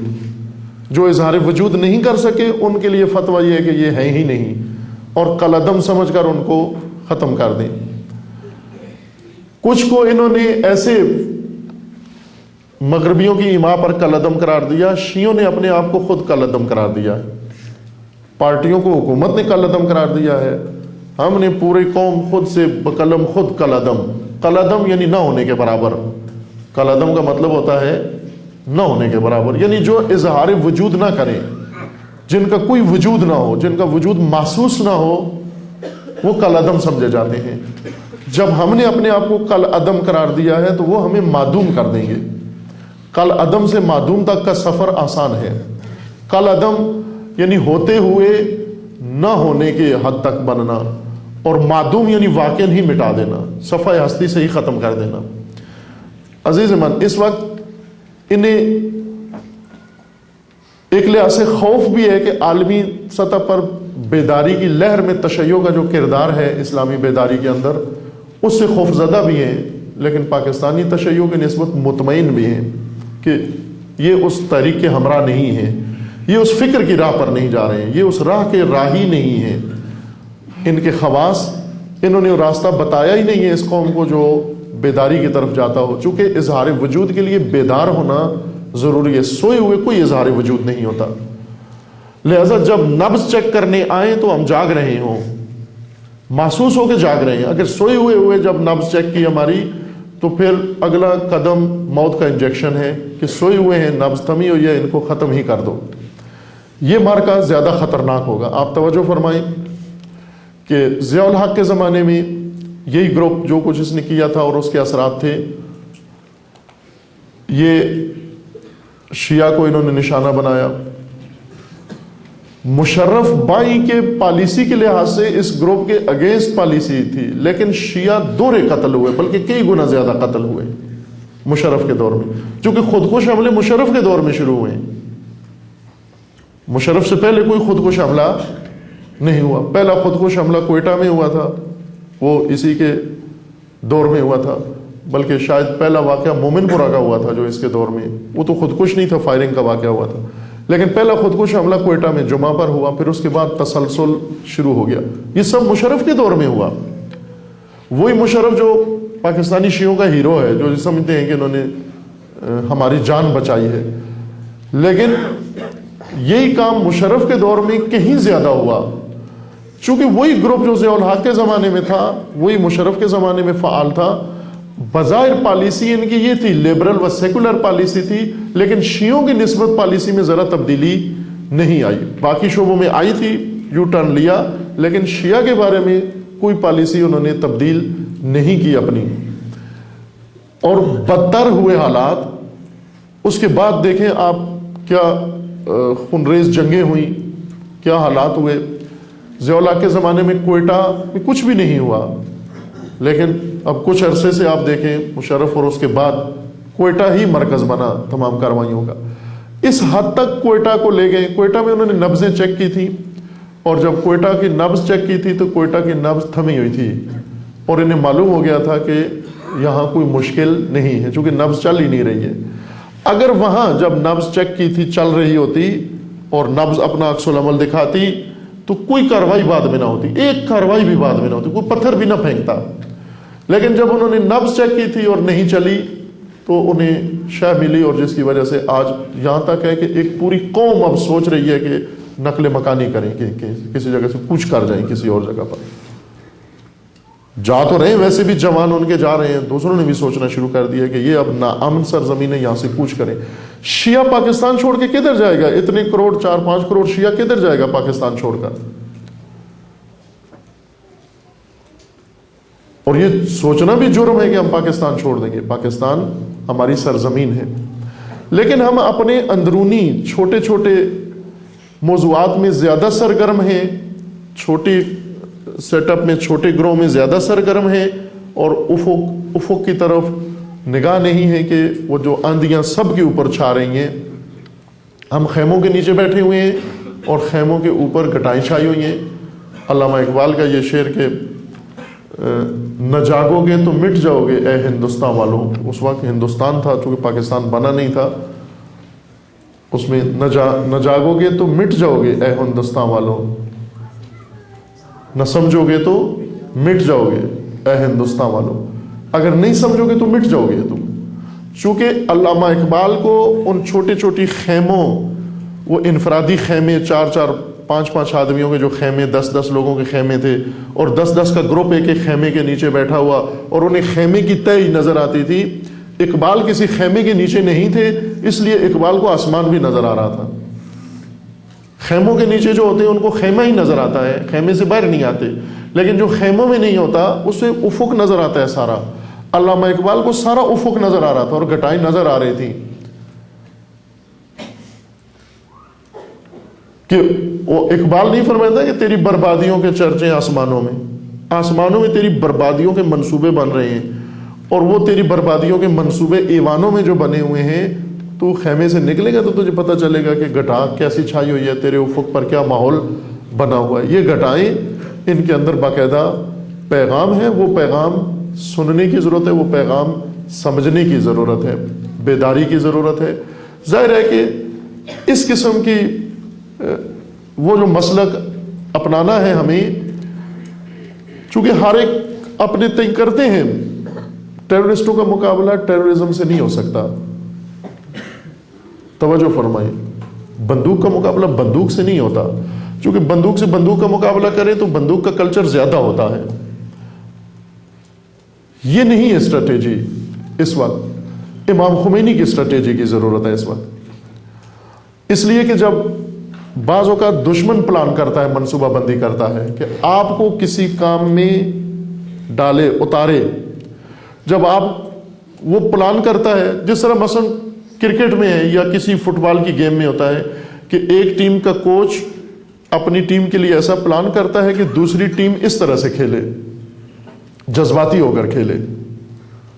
یہ کھیل کی دنیا کی مثال دے رہا ہوں کہ پاکستان میں شاید یہ زیادہ واضح ہو کہ کھیل کے لیے ایک ٹیم کا کوچ اپنی ٹیم کی کھیل کو اس طرح ڈیزائن کرتا ہے کہ دوسری ٹیم جذباتی ہو کر کھیلے، اور جو ٹیم جذباتی ہو کر کھیلتی ہے وہ یقیناً شکست کھاتی ہے. لہذا ٹیموں کے کوچ بہت بڑے اسٹریٹجسٹ ہوتے ہیں. وہ دوسری ٹیم کے لیے بھی پلان کرتے ہیں, اپنی ٹیم کی ٹریننگ کے ساتھ ساتھ دوسری ٹیم کے لیے بھی پلان کرتے ہیں کہ دوسری ٹیم کو کن حالات میں لائیں, ہم اتاریں. اگر آپ دوسری ٹیم کو غصہ دلا دیں, جذبات دلا دیں, بھڑکا دیں اس کو, یعنی آپ کی کامیابی. لہذا یہ ان کی اسٹریٹجی کا حصہ ہے کہ ہم نے جب کسی قوم پر یا کسی طبقے پر وار کرنا ہے تو اس کی نفسیات کیسے بنائیں, اس کے اعصاب کیسے ہونے چاہیے, اس کو کدھر لا کے اتاریں ہم, وہاں لا کر اس کو پھر ختم کریں ہم. جبکہ ہم اپنے رہبر, اپنے امام, اپنے لیڈر کی اسٹریٹجی پر چلیں گے تو کامیاب ہوں گے. جنگ صفین میں یہی ہوا. جنگ صفین میں شامیوں نے ایک تو شامی فوج کے لیے پلان کیا, لیکن اس مشاور نے امیر المومنین کی فوج کے لیے بھی پلان کیا کہ امیر المومنین کی فوج کیسے سوچے. لہذا انہوں نے جو نیزوں پہ قرآن اٹھائے وہ شامی فوج کے لیے نہیں تھے, وہ امیر المومنین کی فوج کے سگنل تھے کہ یہ کیسا سوچیں, یہ کس طرح سے آئیں, یہ کس طرح سے میدان میں آئیں. اور امیر المومنین کی فوج کی سادہ لوحی یہ تھی کہ انہوں نے ویسا ہی عکس العمل دکھایا جیسا شامی فوج کے مشاورین چاہ رہے تھے. انہوں نے یہ کہا کہ ہم یہ کام کریں گے, مقابلے میں یہ ایسی حرکت کریں گے, نتیجہ کیا ہوگا؟ نتیجہ علی کی حکومت سے معزولی. اور وہی ہوا, بالکل ہو بہو وہی ہوا جو شامی اسٹڈیز نے سوچا تھا, وہی ہوا بالکل. اور یہ ناکام ہونا چاہیے کہ اگر وہ پلان بناتے ہیں, خوب ظاہر ہے کل عدم جماعتوں کے ذریعے, دوسروں کے ذریعے سے, تو اس میں سگنل ہے کہ اس کا مطلب یہ ہے کہ اب یہ اس طرح سے آئیں گے, اتنا آگے آئیں گے. یہاں پر جب آئیں گے وہی چیز جو ہم چاہتے ہیں وہ ماحول بن جائے گا, فراہم ہو جائے گا اور ہم اپنی کارروائی شروع کریں گے. لیکن امام خمینی رضوان اللہ تعالیٰ علیہ وہ جس راستے کو تجویز کرتے ہیں وہ بیداری کا راستہ ہے, اظہار وجود کا راستہ ہے. بیداری کا راستہ اور اظہار وجود کا راستہ اور وحدت کا راستہ. کہ آپ امام کی جو اصطلاح تھی حضور در سہنے, حضور در سہنے, یہ ہتھیار ہے امام کا. توجہ کریں, توپ کی ناکامی اور ہتھیار کی ناکامی یہ نہیں ہو سکتی کہ آپ وہی ہتھیار آپ بھی یوز کریں. توپ کی ناکامی, ٹینک کی ناکامی ہو سکتی ہے کہ جب لوگ میدان میں اتریں, جب لوگ آ جائیں. حضور در سہنا یعنی میدان میں حاضری, حضور در حاضری. اب میں کل پرسوں ایک جگہ پر گیا تھا, وہاں وہ تبرک پکا کے لائے مومنین, تو ساتھ ہی کہہ رہے تھے کہ یہ حاضری ہے. حلوے کا نام حاضری رکھا ہوا تھا کہ یہ حاضری ہے. میں نے وہیں عرض کیا ان کی خدمت میں کہ جس قوم کی حاضری حلوہ بن جائے وہ قوم ایسے ہی ہوتی ہے. حاضری کا مطلب یہ ہوتا ہے کہ آپ حاضر ہوں, آپ خود حاضر ہوں کسی جگہ پر, نہ کہ حلوہ حاضر ہو آپ کے دسترخوان پر. آپ حاضر ہوں کسی میدان کے اندر. اس وقت ہم نے میدان خالی چھوڑے ہوئے ہیں, جن میدانوں میں ہونا چاہیے ہم نے خالی چھوڑے ہوئے ہیں. ان میدانوں میں حضور, یہ امام خمینی کی اسٹریٹجی ہے, بیداری کے ساتھ, آگاہی کے ساتھ. وہاں حاضر ہونا ہی ہمارا بہت بڑا اقدام ہے. اس وقت بہترین عمل, آئیڈیل عمل یہ ہو سکتا ہے ساری کارروائی کے جواب کا کہ شیعہ قوم پھر ایک دفعہ مینار پاکستان میں جمع ہو کر ایک سگنل ان کو بھی دے دیں کہ ہم مرے ہوئے نہیں. لیکن آیا ہم ہیں اس قابل ہیں, ابھی کر سکتے ہیں اتنا حضور میدان میں, صرف حضور در میدان. خدا شاہد ہے کہ یہ جو پلاننگ انہوں نے بنائی ہے, یعنی شیطان نے جو نقشہ بنایا ہے, مکرو, شیطان نے مکر کیا ہے, وہ مکر اللہ, اللہ نے بھی نقشہ بنایا ہے.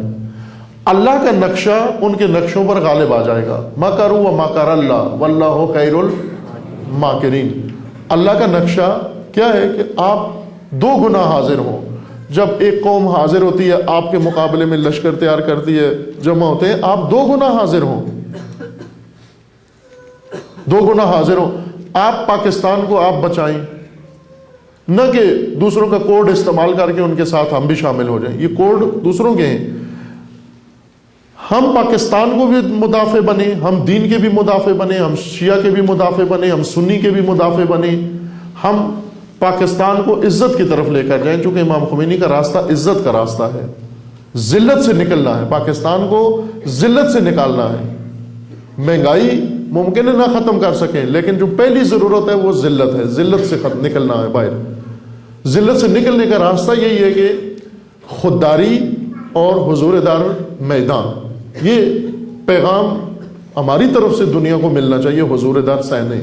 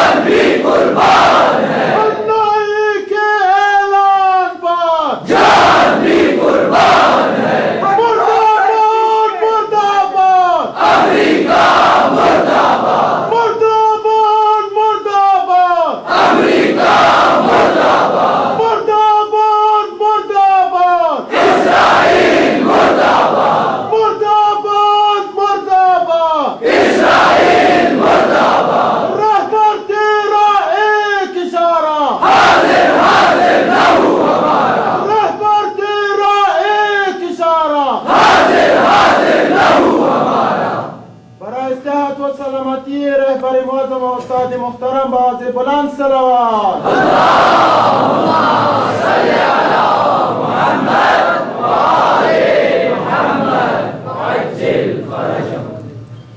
اور یہ جو اس وقت سیاسی سطح پر جو کچھ ہو رہا ہے اور میڈیا بھرپور طریقے سے اس کا ساتھ دے رہا ہے، آپ دیکھیں پرویز مشرف کے دور میں یہی ہوا تھا، ایک طرف سیکولر ونگ بنا اور ایک طرف انہی کی سپورٹ کے لیے ایم ایم اے مذہبی ونگ بنا، یعنی سیاست اور مذہب ایک ساتھ لے کر دونوں جاتے ہیں تاکہ ہمیشہ مذہب کے ایشو سے سیاست کے لیے استفادہ کریں۔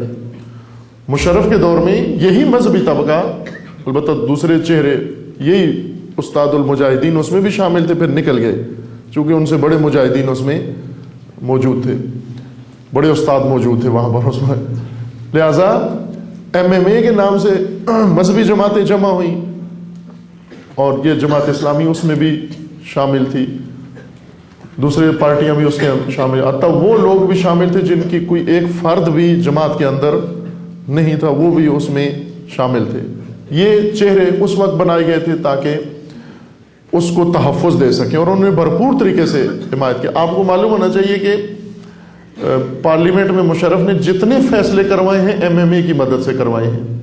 اگر ایم ایم اے نہ ووٹ دیتی تو مشرف کی حکومت کی تائید نہ ہوتی، اس کے وہ جو اس نے بنایا کیا تھا آئین پی سی او منظور نہ ہوتا، یہ سب کچھ ایم ایم اے کی تائید سے ہوا سب کچھ، یعنی یہی مذہبی ونگ جو تھا اس وقت مشرف کا ساتھ دیا، یہی مذہبی ونگ پہلے جنرل ضیاء الحق کا ساتھ دیا، یہی مذہبی ونگ اب پھر دوبارہ اس عنوان سے آیا ہے اور ساتھ ساتھ اس کے نیا ایک سیاسی ونگ بنایا جا رہا ہے اور اس کے اندر لوگوں کو دھڑا دھڑ شامل کیا جا رہا ہے تاکہ یہ نیا جوا اور نیا قمار اور نئی چال چلیں جو پہلی چالوں سے کہیں زیادہ خطرناک ہے، یعنی ضیاء الحق کی چال سے کہیں زیادہ خطرناک ہے، مشرف کی چال سے کہیں زیادہ خطرناک ہے، چونکہ اس وقت عالمی صورتحال مختلف ہو چکی ہے، ملکی صورتحال مختلف ہو چکی ہے، اس وقت کے حقائق بالکل اور ہو چکے ہیں۔ وہی تجربہ دوبارہ یہ جو کرنا چاہ رہے ہیں، یہ تجربہ بہت شدید نقصان دہ ہو جائے گا پورے ملک کے لیے، اور چونکہ آپ ملک کی صورتحال دیکھ لیں، اس وقت بلوچستان کی صورتحال کچھ اور تھی، آج کچھ اور ہے، اس وقت سرحد کی صورتحال کچھ اور تھی، آج کچھ اور ہے، اس وقت جو ٹرینر تھے، کوچ تھے، وہ کچھ اور تھے، اور جو ٹریننگ لے رہے تھے انڈر ٹریننگ تھے، اب صورتحال برعکس ہو چکی ہے، جو ٹریننگ لے رہے تھے وہ کوچ بن چکے ہیں۔ ابھی اس وقت جن کیمپوں میں جن لوگوں کو لا کر انہوں نے ٹریننگ دی تھی وہ آج کوچ بن چکے ہیں, وہ خود گینگز بنا چکے ہیں, وہ خود اس وقت بہت کچھ بن چکے ہیں. لہذا یہ حرکت, اس کی علامتیں اور اس کے سگنل بہت خطرناک ہیں, اور اس کو جواب دینا صرف وہی جو امام خمینی کا راستہ ہے کہ عوام, لوگ, جوانان اپنی بیداری اور اپنے حضور سے اس چیزوں کو ناکام بنائیں. آپ توجہ, میں مثال عرض کرتا ہوں اس کی کہ 2 سال قبل جب ایران میں صدارتی انتخابات ہوئے, ایران کے لیے جو پلاننگ انہوں نے کی تھی اس نقشے میں کامیابی ان کو حاصل ہوئی. ویلویٹ ریولوشن, مخملی انقلاب کا جو نقشہ تھا اس کے مطابق انہوں نے بہت کامیاب حرکت شروع کی. یعنی 32 سالوں میں انقلاب کے خلاف اتنی کامیاب تحریک نہیں چلی جتنی 2 سال پہلے ویلویٹ ریولوشن کے نام سے چلی تھی. یہ تحریک ناکام کیسے ہوئی؟ یہ اہم شعبہ ہے جسے نہیں بیان کیا جاتا. اصل ہمارے جو جاتے ہیں کانفرنسوں میں, بلایا اس لیے جاتا ہے یہاں کے لوگوں کو تاکہ وہاں نزدیک سے جا کر حالات کا مشاہدہ کر کے پھر آ کے اپنی قوم کو آگاہ کریں, لیکن یہ وہاں چلو کباب کھا کے آ جاتے ہیں اور آ کر پھر اگلی دعوت کے انتظار میں بیٹھے رہتے ہیں. یہ خیانت ہے ایک اپنی قوم کے ساتھ. ایک صحافی, توجہ کریں, ایک جرنلسٹ جاتا ہے باہر ملک کے دورے پر, واپس آنے سے پہلے ہی کالم لکھ کے اخبار میں چھاپتا ہے کہ یہاں کیا ہو رہا ہے. دیکھتے ہیں نا آپ, صحافی جاتے ہیں عالمی کانفرنسوں میں شرکت کرتے ہیں اور وہیں بیٹھے ہوئے وہاں سے کالم لکھ کے بھیجتے. عرفان صدیقی ایران گئے, جا کر کانفرنس میں گئے, روزانہ ڈیلی کالم لکھتے تھے وہاں سے بیٹھ کر. بھائی کہ فارسی بھی نہیں آتی اس شخص کو, لیکن پھر بھی کالم لکھ کر وہاں سے روز ارسال کرتے تھے. یا کسی بھی جگہ پر چلے جاتے ہیں, آپ اخبار اٹھا کے دیکھیں, کچھ صحافی کچھ کالم ایسے روز لکھے ہوتے ہیں جو ان صحافیوں کے ہیں جو بیرون ملک دورے پر ہیں, جن کو بلایا گیا ہے, ٹکٹ دیا گیا ہے, کھانا دیا گیا ہے. ظاہر صحافی کو وہ پروٹوکول نہیں دیا جاتا جو ایک پرسنالٹی کو دیا جاتا ہے, اس پہ اتنا خرچہ نہیں کیا جاتا. اس بیچارے کو ایک نان سٹار ہوٹل میں رکھا جاتا ہے, پرسنالٹیز کو سپر سٹار ہوٹلوں میں رکھا جاتا ہے. اگر ایک صحافی پر روزانہ $100 خرچہ ہوتا ہے, ایک پرسنالٹی پر $1000 روز خرچہ ہوتا ہے, لیکن وہ صحافی اپنا حق ادا کرتا ہے. جس ملک میں جاتا ہے, جس کانفرنس میں جاتا ہے, جس جلسے میں جاتا ہے, وہاں سے باقاعدہ آرٹیکل لکھ کے, کالم لکھ کے اپنے متعلقہ اخبار کو بھیجتا ہے تاکہ اپنی قوم کو رکھے, اس میں آگاہ رکھے. لیکن یہ افراد جاتے ہیں, سال ہا سال سے جا رہے ہیں, آ رہے ہیں, جا رہے ہیں, آ رہے ہیں, کبھی رہبر کی تقریر سن کر آتے ہیں, خوب آ کے سناؤ ہمیں. آپ گئے تھے, شرکت کی آپ نے, وہاں پر آ کر اب ایک بڑا پروگرام رکھو اور اس میں آ کر رہبر کے ارادے بتاؤ, رہبر کی پالیسی بتاؤ, رہبر کی اسٹریٹجی بتاؤ دنیا کو آ کر. آپ کو امام خمینی نے ایک دفعہ ان کو یہ کہا تھا کہ تم ہمیشہ او چولو کباب کھا کے چلے جاؤ اور آتے جاؤ اور آتے جاؤ, تو اس طرح تو آپ کی قوموں میں بیداری نہیں ہوگی. اسی طبقے کو کہا تھا امام نے. باہر کے یہ کام کرنا چاہیے ان کو. وہاں جاتے ہیں ایران, ان کو اس لیے بلایا جاتا ہے کہ نزدیک سے حالات کا مطالعہ کریں, اور پھر میڈیا جو ساری دنیا کا ہمارے خلاف ہے, آپ ہمارا میڈیا بنے, آپ ہمارے ترجمان بنے. لیکن یہ کام نہیں ہو رہا. سب سے زیادہ بحران بڑا یہ کھڑا ہوا ویلویٹ ریولوشن کا. ہم نے یہ گفتگو کی ہوئی ہے الحمدللہ, اس کا آخری چیپٹر رہ گیا ہے. اب توفیقات نہیں مل رہی ہیں ہمیں کہ وہ آخری چیپٹر تکمیل ہو جائے. انقلاب اسلامی کو درپیش بحران پورا 32 سالہ جائزہ لیا ہے کہ ایک ایک بحران کیا انقلاب کو پیش آیا, اور سب سے سخت, اور ان بحرانوں سے کیسے انقلاب سرخرو ہوا. یہ پوری کی ہوئی ہے بات. انشاءاللہ دعا کریں گے کتابی صورت میں آپ کے سامنے پیش ہو جائے. اس بحران کو کیسے ناکام کیا گیا؟ بہت شدید بحران تھا یہ ویلویٹ ریولوشن. یہ میر حسین موسوی, خاتمی اور کروبی اور اس طرح کے لوگ جو حکومت میں بڑے اعلیٰ سطح پر رہ کے, جن اور رفسنجانی صاحب اور سارے, یہ انہوں نے مل کر اس حصہ بن گئے انقلاب کے خلاف. کس طرح سے ناکام ہوا توجہ فرمائیں. یہ ناکام اس طرح سے نہیں کہ بسیجیوں کو رہبر نے حکم دیا ہو کہ ڈنڈے اٹھا کے لے جاؤ, چونکہ وہ روز جلسے جلوس کرتے تھے, ہڑتالیں کرتے تھے, آگ لگاتے تھے, کچرے کو آگ لگا دیتے تھے آ کر. یہ ویلویٹ ریولوشن کے جو انقلابی تھے, وہ وہاں کمیٹی ہے, میونسپل کمیٹی اپنا کام کرتی ہے, سارے شہر کا کچرا اکٹھا کر کے ایک جگہ رکھتے ہیں. یہ آ کر اس کچرے کو آگ لگا کے کہتے تھے کہ یہ ہمارا انقلاب ہے, کچرا جلانے والا انقلاب. کس طرح سے ان کو روکا گیا؟ نہ ان پر فائرنگ کی گئی، نہ ان کو قتل عام کیا گیا. انہوں نے بہت چاہا کہ ہمیں جیلوں میں بند کیا جائے، ہم پر فائرنگ کی جائے. ہمیشہ ایسی حرکات کرتے تھے کہ تاکہ تیش دلائیں، فورسز کو تیش دلائیں، پولیس کو، سپاہ کو، ان کو تیش دلائیں، اشتعال میں لا کر کوئی نہ کوئی ہم پر کارروائی کریں گے. یہ ان کی پالیسی تھی. لیکن یہ کچھ بھی نہیں کرتے تھے، نہ فائرنگ کرتے تھے، نہ لاٹھی چارج کرتے تھے، کچھ بھی نہیں کرتے تھے. سب سے بڑا مقابلہ کس طرح سے یہ ناکام ہوا، یہ دنیا کے لیے ایک میسج ہے کس طرح سے ناکام ہوا. وہی جو آج سوریا میں تجربہ دہرایا جا رہا ہے. سب سے بڑا ہتھیار جو رہبر معظم نے ان کے خلاف استعمال کیا وہ یہ کہ لوگوں کو حکم دیا کہ تم بھی میدان میں ہو، روڈ پر ہو. ایک دن صرف وہ 9 دیما، یہی مہینہ میرے خیال میں جو جا رہا ہے جی، یہ دیما ہے ایران کے اندر، اس کے بعد پھر بہمن آ جائے گا. اسی مہینے کے اندر رہبر معظم نے حکم دیا اور ساری ملت ایران نکل کر امڑ کر ملینز لوگ روڈ پر آ کر صرف ایک ریلی نکالی انہوں نے. اسی سے وہ انقلاب نابود ہو گیا.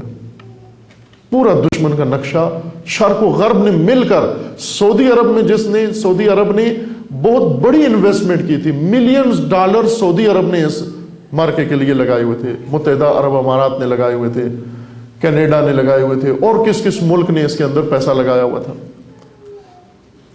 لیکن ایک ریلی نے، وہی حضور در سہنے، ایک ریلی نے، ایک بھرپور عوامی مظاہرے نے سب کچھ خاک میں ملا دیا.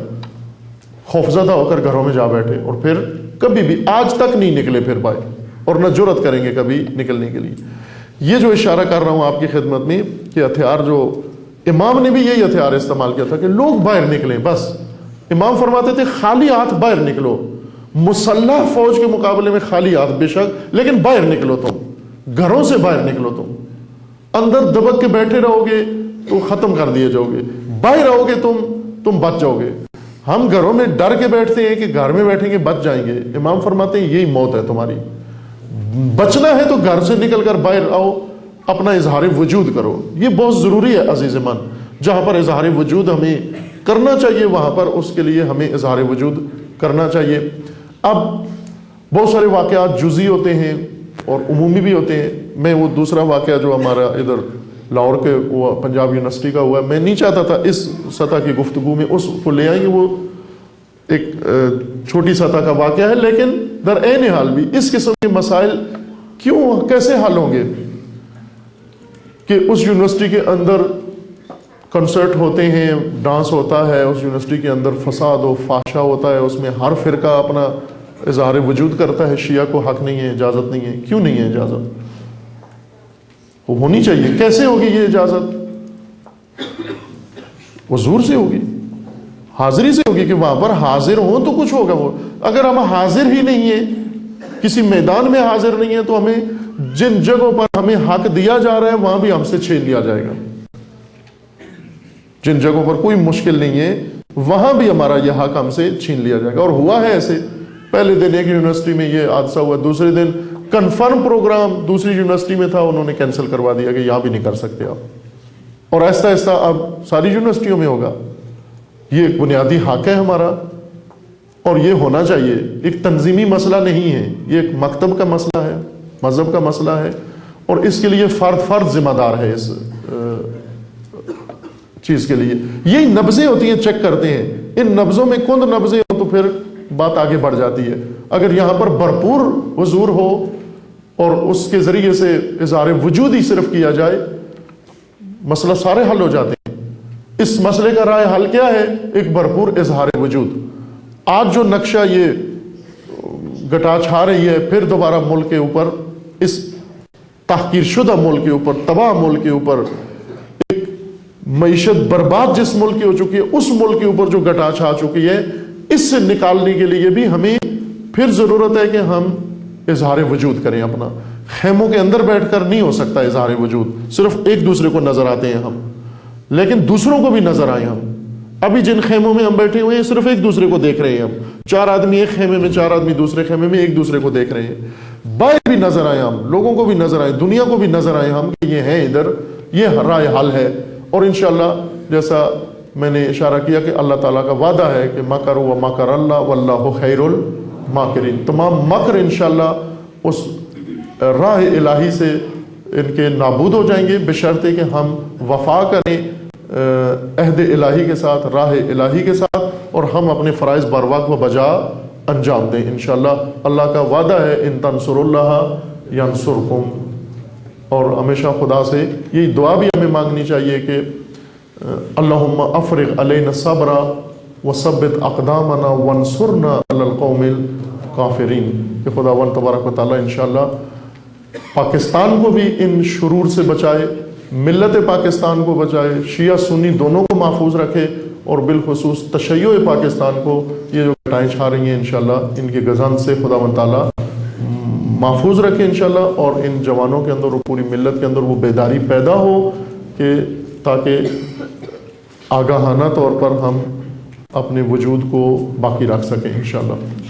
ہم پیروں کس کے حیدر کے، ہم پیروں کس کے حیدر کے، ہم پیروں کس کے حیدر کے، ہم نوکر کس کے حیدر کے، ہم نوکر کس کے حیدر کے، یہ جان فدا ہے حیدر پر، یہ جان فدا ہے حیدر پر، یہ جان فدا ہے حیدر پر، شمشیر بنیں گے حیدر کی، شمشیر بنیں گے حیدر کی، ہم نوکر کس کے حیدر کے، یہ جان فدا ہے حیدر پر، یہ جان فدا ہے حیدر پر، ہم سب فدا ہیں